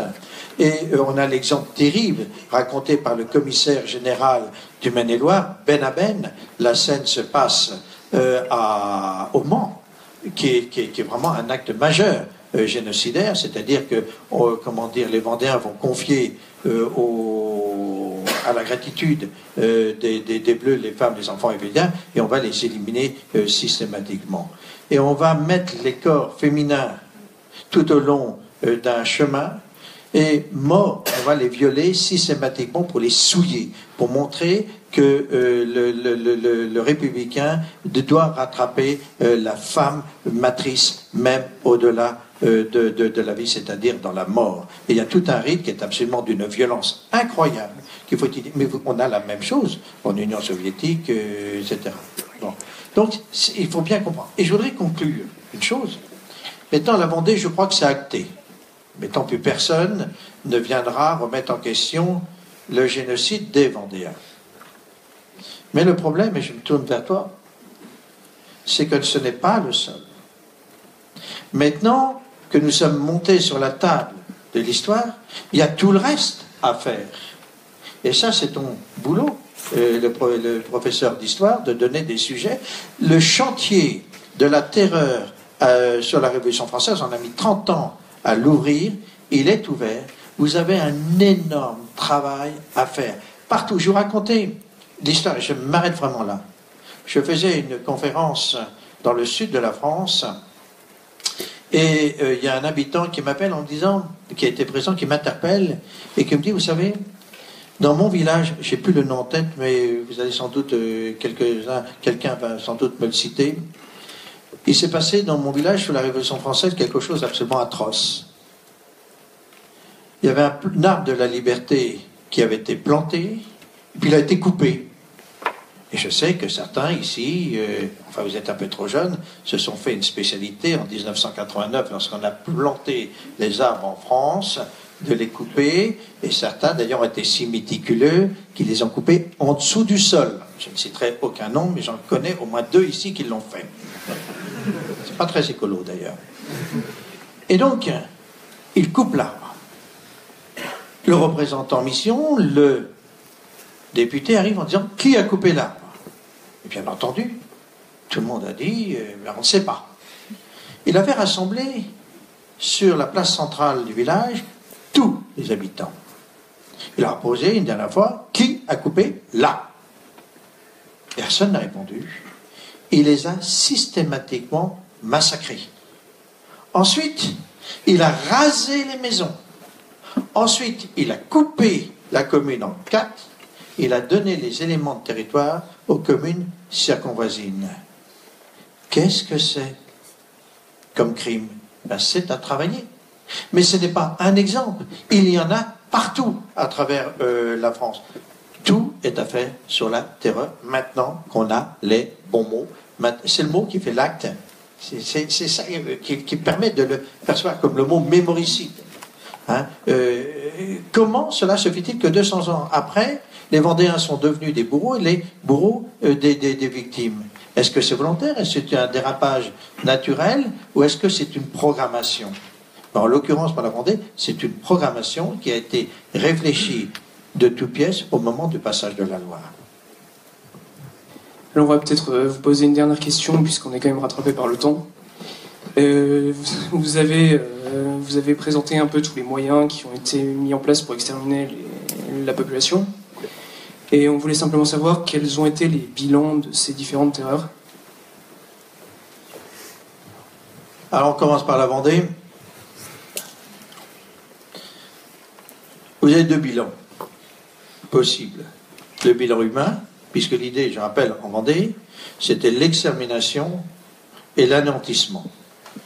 Alors au niveau humain, c'est extrêmement difficile à évaluer. Moi j'ai fait un travail commune par commune, et bien sûr, par nature, le bilan est relatif. Mais en tout cas, il y a un chiffre en dessous duquel on ne peut plus aller maintenant. Sur une population de 815 000 habitants, il y a eu au moins 117 000 habitants qui ont disparu. Mais il peut y en avoir 200 000. Ça veut dire que peut-être que vous, hommes du futur, hommes et femmes, excusez-moi, Macron a bien spécifié, non, hommes et femmes du futur, vous allez avoir les moyens techniques qui vont permettre de répondre à ces questions, ne serait-ce que par la généalogie à grande échelle. Tout est imaginable. Bien. Ce qui est très important, c'est que c'est ce concept énoncé par la Convention, d'exterminer de préférence les femmes sillons producteurs et les enfants. Est-ce que ça est appliqué? Sur 770 communes, nous avons les registres clandestins, c'est-à-dire les prêtres au XVIIIe siècle, comme de nos jours d'ailleurs, sont des gens extrêmement scrupuleux et ils enregistrent les choses. Et donc les prêtres réfractaires ont enregistré systématiquement les naissances, les mariages et les morts. Et sur 110 registres paroissiaux clandestins que nous avons, il y a unanimité sur la répartition femmes, enfants, vieillards et autres. 80%. On ne descend pas en dessous de 80%. Les Lucs sur Boulogne, par exemple, c'est un cas précis. 86% sont des femmes, des enfants, des vieillards, et on a exterminé 110 enfants de moins de 8 ans. Bien. Donc, l'idée d'exterminer de préférence sillons producteurs matriciels, donc, et les enfants qu'un futur brigand, elle est parfaitement exprimée sur le terrain. On a un cas extrême, les petits Lucs, qui ont été rayés de la carte faute d'habitants. C'est incroyable. Je ne sais pas si vous vous rendez compte de ce que ça veut dire. C'est-à-dire que ce village n'existe plus parce qu'il n'y a plus d'habitants. Au niveau matériel, c'est extrêmement difficile. Et on a découvert un document, là aussi tout à fait par hasard, que la Vendée militaire avait été indemnisée sous l'Empire. Je dis la Vendée militaire, en fait, c'est 3 départements sur 4. Je dis ça a priori, parce que peut-être le 4e département, le Maine-et-Loire en l'occurrence, a été indemnisé, je n'ai pas trouvé les documents. Et c'est très intéressant parce que on a indemnisé maison par commune, maison par maison. Et on a retrouvé intégralement la liste pour les Deux-Sèvres, la liste pour la Loire-Atlantique, moins une commune Valette, et on a simplement le tiers du département de la Vendée. Ça nous donne un premier chiffre, c'est-à-dire le nombre de maisons détruites. Alors il fallait le deuxième chiffre, combien existait de maisons? Là, il suffit de faire du droit pour savoir que le cadastre a été inventé, pas pour des raisons généreuses, mais uniquement fiscales, par Napoléon Ier, et c'est un cadastre extrêmement précis. Donc, nous avons à quelques unités près le nombre de maisons précis. Donc, on a le rapport qui existe entre les maisons détruites et les maisons existantes. Alors, ce rapport va de 80% à 3%, selon le positionnement. Alors, j'ai étudié un cas précis, c'est le cas de la chapelle Basse-Mer. D'une manière extrêmement précise, à la chapelle Basse-Mer, sur 3250 habitants, 850 ont été exterminés, majoritairement des femmes et des enfants. Et au niveau de l'habitat, j'ai retrouvé la liste. Sur 1000 habitats existants, 363 ont été rasés. Mais comme je suis de la famille descendante du notaire, on avait tous les registres à la maison, et en fait, j'ai pu évaluer maison par maison la valeur de l'habitat existant et la valeur de l'habitat détruit.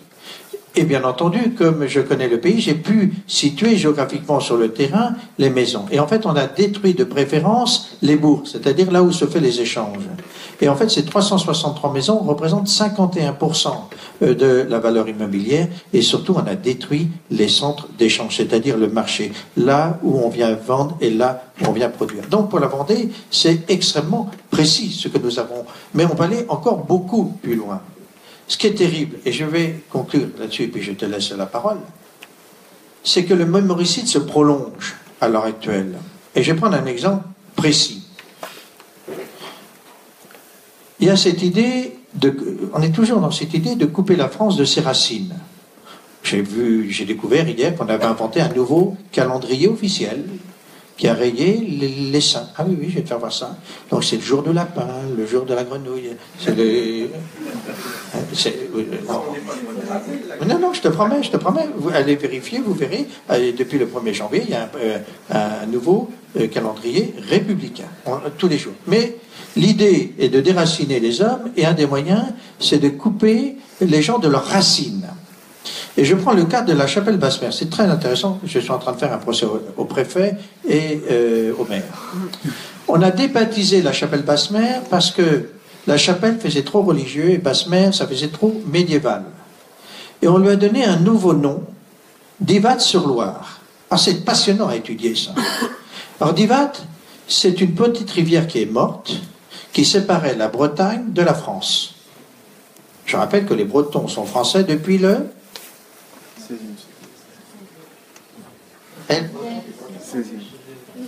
Depuis le 4 août 1789.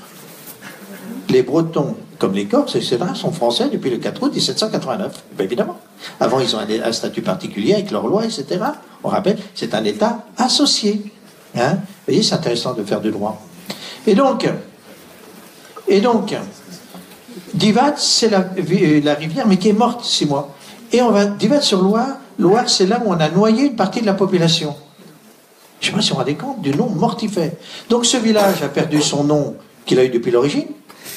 Il a perdu son identité régionale parce que, vous savez que Hollande, sur sa coin de table, a tracé les limites des régions et que la loi atlantique est toujours, alors qu'elle est bretonne, détachée de la Bretagne. Et il y a des habitants qui ont même perdu leur nom de rue. Parce que comme on a regroupé de villages, et on a supprimé les noms de rue. Ça veut dire qu'on est en train toujours de fracasser les habitants dans le cadre du mémoricide. Je rappelle que 24 000 communes en France ont perdu ou vont perdre leur nom, et notamment on va leur soustraire tout ce qui fait référence aux religieux et à l'histoire. On est toujours dans un cadre mémoricidaire. Sur la question du bilan. Alors sur le bilan, ça a été la grande bataille du livre noir du communisme, puisque avec l'éditeur, nous avions décidé de mettre un bandeau autour du livre, 100 millions de morts. Alors ça a fait un scandale épouvantable. On a été attaqué de tous côtés. Bon, il y a ceux qui disaient c'est pas vrai, il n'y a pas eu de mort. Il y a le journal du Front National qui a attaqué en disant c'est lamentable, il y en a eu le double. Bon, on s'en sort jamais. Il se trouve quand même que maintenant, évidemment, il y a quand même 2 énormes morceaux. Il y a l'URSS, où là, il y a eu énormément et pendant très longtemps, et puis il y a eu la Chine. Bon, alors la Chine, évidemment, ça va tout de suite très vite, puisqu'on a un problème d'échelle. On a une population, à l'époque, de 700, 800, 900 millions d'habitants. Donc, si vous appliquez un pourcentage, eh bien, ça va très vite. Et en particulier, il y a eu la fameuse famine du Grand Bond en avant de 1959-61, organisée par qui est le résultat de la politique directe de Mao Tse-tung, et qui a fait... Alors maintenant, les chiffres commencent à s'affiner, parce que ce sont maintenant des Chinois qui font le travail historique, et on est très largement autour de 40 à 50 millions de morts de faim, en 3 ans. Donc, évidemment, ça fait un gros morceau, mais il faut rajouter donc l'URSS. Là, on est autour de 20 millions, plus évidemment tout un tas d'autres pays. Bon, donc, je crois que le chiffre de 100 millions n'est pas excessif, et plus on avance dans les travaux, plus on monte en gamme, si je puis dire. C'est-à-dire que plus on a des chiffres qui se précisent et qui s'accroissent. Les chiffres de la révolution culturelle, par exemple. Au départ, on ne parlait même pas de mort pendant la révolution culturelle. 1966, 67, 68, une guerre civile déclenchée par Mao pour se réemparer du pouvoir. Bon, maintenant, on commence à parler de millions de morts. Bon, la période antérieure, 1949, 1954-55, on ne parlait jamais de beaucoup de morts dans cette période. Bon, maintenant, ça y est, on commence à être par millions de morts. Bon, donc, vous voyez, petit à petit, tout ça se met en place. Mais il faut bien dire que c'est un travail qui est très... Alors là, on est exactement dans la même situation. C'est un travail qui ne fait que commencer. Et tant que les archives n'étaient pas ouvertes, qu'est-ce qu'on pouvait faire? Je vous rappelle que les archives chinoises sont globalement fermées. Même s'il y a des Chinois qui travaillent très sérieusement. Bon, et les archives soviétiques, les archives du KGB, les archives de l'Armée Rouge, elles se sont refermées. On a eu des coups de projecteur, mais bon, par exemple, quand on découvre que entre 1941 et 1942, il y a 120 000 soldats de l'Armée Rouge qui ont été fusillés sur le front par les troupes de la police politique.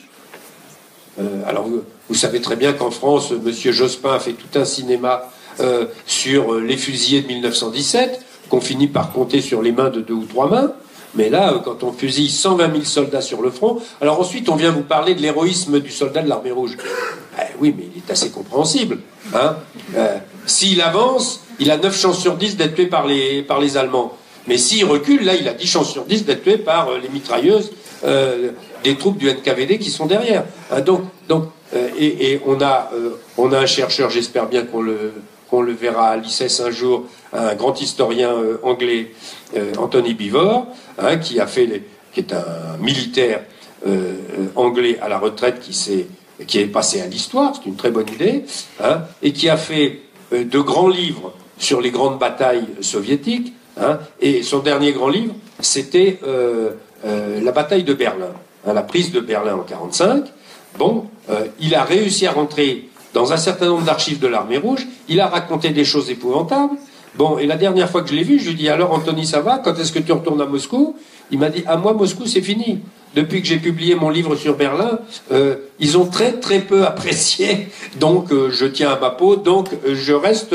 alors en plus avec le Brexit, vous avez bien compris que bon, je ne sais pas s'il ressortira de son pays, mais on verra. Ah, j'espère qu'on le fera venir. Mais non, mais c'est pour vous dire, donc on est toujours au niveau de l'URSS dans des problèmes d'archives énormes. Les archives du KGB sont encore largement fermées, les archives de l'armée rouge se sont refermées dès que Beevor a sorti son livre, hein, et quant à l'association mémoriale qui fait tout le travail de répertoriage de ces victimes, elle est actuellement sous des pressions extrêmement fortes du pouvoir de M. Poutine. Donc voilà, bon, c'est une bataille permanente, hein, et pour l'Europe de l'Est, c'est la même chose. Hein, il y a beaucoup de difficultés. Bon, par exemple, prenez la Bulgarie. Quand le régime est tombé en Bulgarie en 89, la première décision de la police politique, ça a été de mettre le feu au siège de la police politique. Et ça, alors bon, il n'y a pas que le Crédit Lyonnais qui a brûlé. Hein.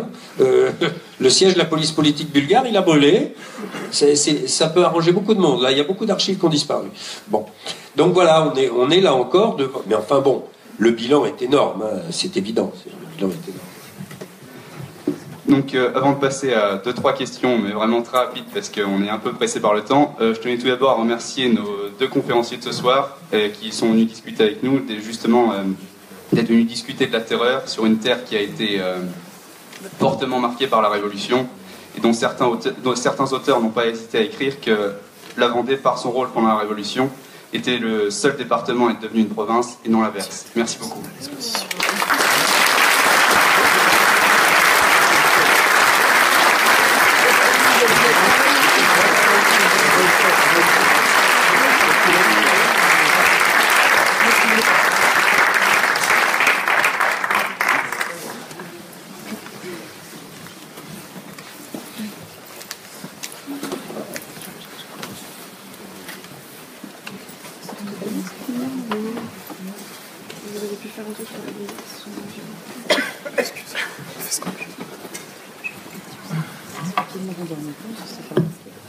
Monsieur Séché, vous parliez tout à l'heure du progrès. Est-ce qu'on peut voir dans la Révolution française ou la Révolution russe, pour Monsieur Courtois, une association avec la franc-maçonnerie?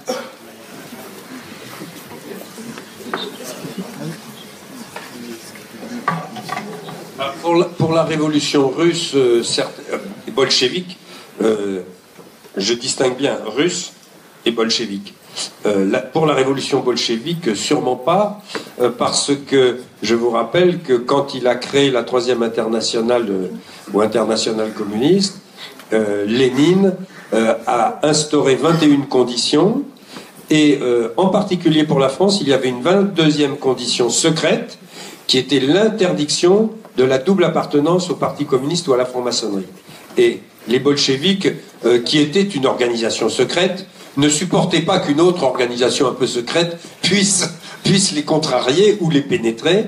Donc, je ne crois pas. Par contre, c'est vrai que dans le reste du mouvement révolutionnaire russe, bon, il y a certainement eu des mouvements de franc-maçonnerie.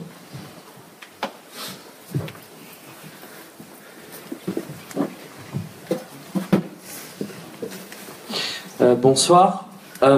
Concernant la révolution russe, y a-t-il eu étant donné que Lénine était très souvent en Suisse lors de la Révolution, y a-t-il eu des subventions américaines à la Révolution russe, et notamment de la part de la famille Rockefeller? Le nom ressort souvent.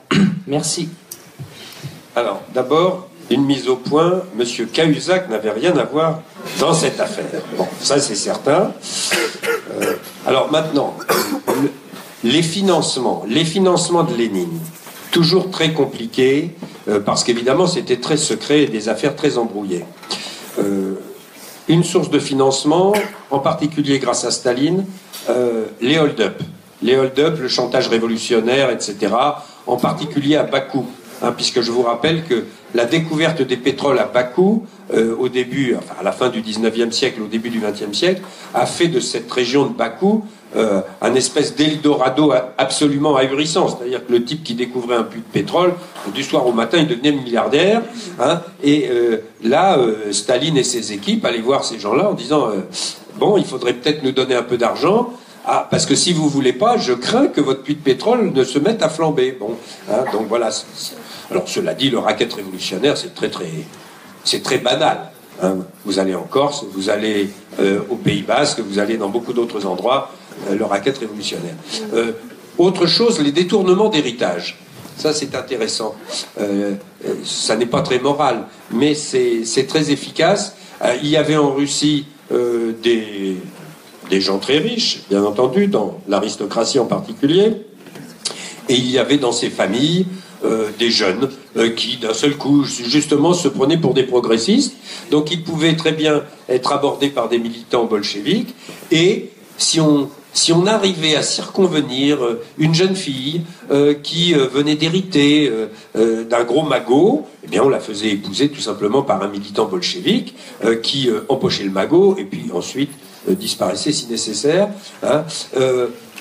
Lénine lui-même avait des revenus, il avait des propriétés, il touchait des fermages, etc., qu'il se faisait rapatrier à l'étranger. Alors pour revenir à votre question, c'est assez compliqué parce que il y a une chose qui est certaine, c'est qu'en 1917, là, les bolcheviks ont été financés par les Allemands. Les services secrets allemands qui ont permis à Lénine et à des dizaines de révolutionnaires russes de traverser l'Allemagne pour revenir en Russie. C'était extraordinaire. Ce parti bolchevique qui n'était composé que de quelques milliers de militants au début de 1917, d'un seul coup, il avait une imprimerie flambant neuve, il tirait des journaux à 500 000 exemplaires. C'était formidable, merveilleux. C'est la multiplication des pains, là. Bon, donc, il est évident que les services secrets allemands finançaient. Il y a d'ailleurs eu un procès. Il y a eu un début de procès à l'été 1917 contre Lénine, contre les bolcheviks, sur ces questions de financement. Et évidemment, la suite des événements a fait que, ça s'est perdu dans les sables. Mais des archives ont été retrouvées après 1991. Bon, ça, alors, pour revenir à votre question d'argent américain, il y avait de l'argent américain par des familles. Il faut rappeler qu'il y a énormément de Russes, et en particulier de Juifs russes, qui avaient émigré, étant donné la misère, étant donné l'antisémitisme, etc., qui avaient émigré aux États-Unis, qui avaient fait des fortunes, donc qui avaient des relations très occultes. Par exemple, Trotsky, qui était aux États-Unis, quand il a voulu rentrer en Russie, il se promenait avec des grosses sommes d'argent. Qui venaient d'où? Qui venaient de certains mécènes, entre guillemets, qui étaient enthousiasmés par la révolution qui se déroulait en Russie, même s'ils n'en connaissaient pas le premier mot, puisque les informations étaient très, très lacunaires, et qui donnaient de l'argent. Mais évidemment, ça n'a rien à voir avec ce qui s'est passé une fois qu'ils ont pris le pouvoir. Je vous rappelle que les bolcheviks, dès qu'ils ont pris le pouvoir, se sont emparés de toutes les richesses nationales. D'abord, ils ont rayé d'un trait de plume des sommes gigantesques d'emprunts étrangers, en particulier français, et puis ensuite, ils se sont emparés du contenu des 35 000 coffres-forts qu'il y avait dans les banques russes. Ça, c'est pas mal, comme hold-up. Quand vous avez la loi, entre guillemets, avec vous, vous rentrez dans une banque, vous faites ouvrir tous les coffres, vous faites venir les propriétaires, vous faites remplir un reçu. Monsieur Courtois reconnaît que dans son coffre, il y avait 10 milliards d'euros. Formidable, j'en serais content. Hein, vous signez le reçu, et puis après, c'est terminé. Votre argent, vos biens disparaissent. On ne les reverra jamais. Hein, ils sont partis. Jusqu'au moment où, alors ça c'est une histoire extraordinaire, 1922, quand Lénine décide de s'emparer des biens, des richesses de toute l'Église orthodoxe. Hein, alors là, ce qui a d'ailleurs provoqué des émeutes considérables, et ce qui a permis à Lénine de dire, voyez, c'est la Vendée. Donc, exterminez-moi tout ça. Et jusqu'au moment où il était persuadé qu'en s'emparant des richesses de l'Église orthodoxe, il allait gagner des milliards, parce qu'il allait vendre ça aux capitalistes. Il y avait juste un petit problème auquel il n'avait pas pensé, puisque lui, il ne connaissait rien à l'économie de marché, c'est que quand on sature un marché avec des biens, évidemment, les prix baissent considérablement. Donc, par exemple, il s'est emparé de quantités d'icônes, très précieuses, etc., et il a voulu aller vendre ça aux antiquaires de l'Ouest. Bon, alors, les premières, ils les ont achetées, mais quand ils en ont vu arriver des milliers, ils se disent, non mais attendez, qu'est-ce que vous voulez qu'on en fasse? Ça ne nous intéresse pas du tout. Hein, on n'a plus d'acheteurs, donc vous pouvez garder vos icônes. Et tous les 15 jours, Lénine envoyait des petits papiers à Trotsky en disant, mais alors, qu'est-ce que ça rend? Et Trotsky, catastrophé, disait, mais ça rend rien, ça rend rien. Bon, évidemment, tout ce qui était richesse, or ou argent, qu'ils ont essayé de vendre et qui ne se vendaient pas, ensuite ça a été fondu, bien entendu. Bon. Donc voilà, hein, mais pour ce qui est d'un financement par le Rockefeller, par exemple, je n'ai pas, moi, d'informations très particulières. Et si ça existait, c'était marginal. Les fonds allemands, en 17, ont été beaucoup plus décisifs, certainement. Alors, ce qui m'amène, c'est le paiement du génocide en Vendée. C'est important de savoir comment ça s'est passé. C'est une question que je pose, que vous alliez me poser. Parce qu'on part du principe que ce n'est pas la victime, du moins, à celui qu'on extermine parce qu'il est, ce n'est pas l'État de payer. C'est à la victime, c'est le phénomène de Tiananmen.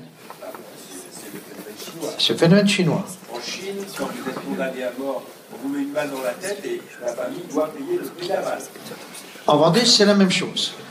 On décide que c'est à l'impôt de payer l'extermination des Vendéens, l'impôt collecté sur place. Comme on ne peut pas collecter l'impôt pour des raisons évidentes, on décide que ce sont les exécutés qui paieront immédiatement leur exécution. La première chose que l'on fait, on nationalise tous les biens de la Vendée qui appartiennent à l'État. Donc l'État peut les vendre, les acheter. Mais ça veut dire qu'on nationalise les biens meubles et immeubles. Immeuble, c'est la terre, c'est la maison. Mais meubles, on va créer une commission dite de subsistance, commandée par le sieur Baudesson, qui est chargé du pillage systématique de la Vendée, du transfert du fruit du pillage sur les marchés circonvoisins ou parisiens, et le fruit de la vente est immédiatement donné au Trésor national pour financer la politique d'extermination. Et puis on a été un peu plus loin. Je vous ai dit tout à l'heure que le Vendéen a été animalisé. Et on s'est rendu compte que le Vendéen avait de très grandes richesses sur lui. La première richesse, bien entendu, c'est l'argent qu'il pouvait avoir sur lui et les bijoux. Systématiquement, on le prend et on le donne au trésor public. La deuxième richesse, c'est le vêtement. Je dis souvent que c'est une mesure de vexation d'éliminer le Vendéen nu. Pas du tout. C'est une source de richesse. L'habit est rare à l'époque, et notamment l'habit précieux est rare. Et donc c'est pour ça qu'on ne veut pas le souiller. Et c'est pour ça qu'on déshabille toujours le Vendéen pour le faire exécuter. Puis on a été plus loin dans la logique. On s'est rendu compte qu'il y avait d'autres richesses chez le Vendéen. Les cheveux pour les perruques. Et c'est pour ça qu'on rase les gens. La deuxième chose, les dents. Ah bah oui, pour faire des dentiers. Donc c'est pour ça qu'on arrache les dents. Puis la troisième chose, la peau. On s'est dit, mais c'est extraordinaire. On peut faire des costumes avec les peaux. Et c'est pour ça qu'on monte des tanneries de peau humaine, qui n'est d'ailleurs pas une spécificité française, puisque la plus grande tannerie qui existe à l'époque, c'est à Meudon. Bien. Et puis quatrième chose, la graisse. Et c'est pour ça qu'on monte des structures pour faire fondre la graisse des corps que l'on brûle, et c'est très précis. C'est-à-dire que on s'arrange pour avoir une Grèce pure. Et c'est pour ça qu'on a mis un cahier des charges pour obtenir une Grèce pure. Donc c'est à la victime de payer sa propre éducation et sa propre exécution, et donc ça ne doit pas coûter un centime au Trésor national.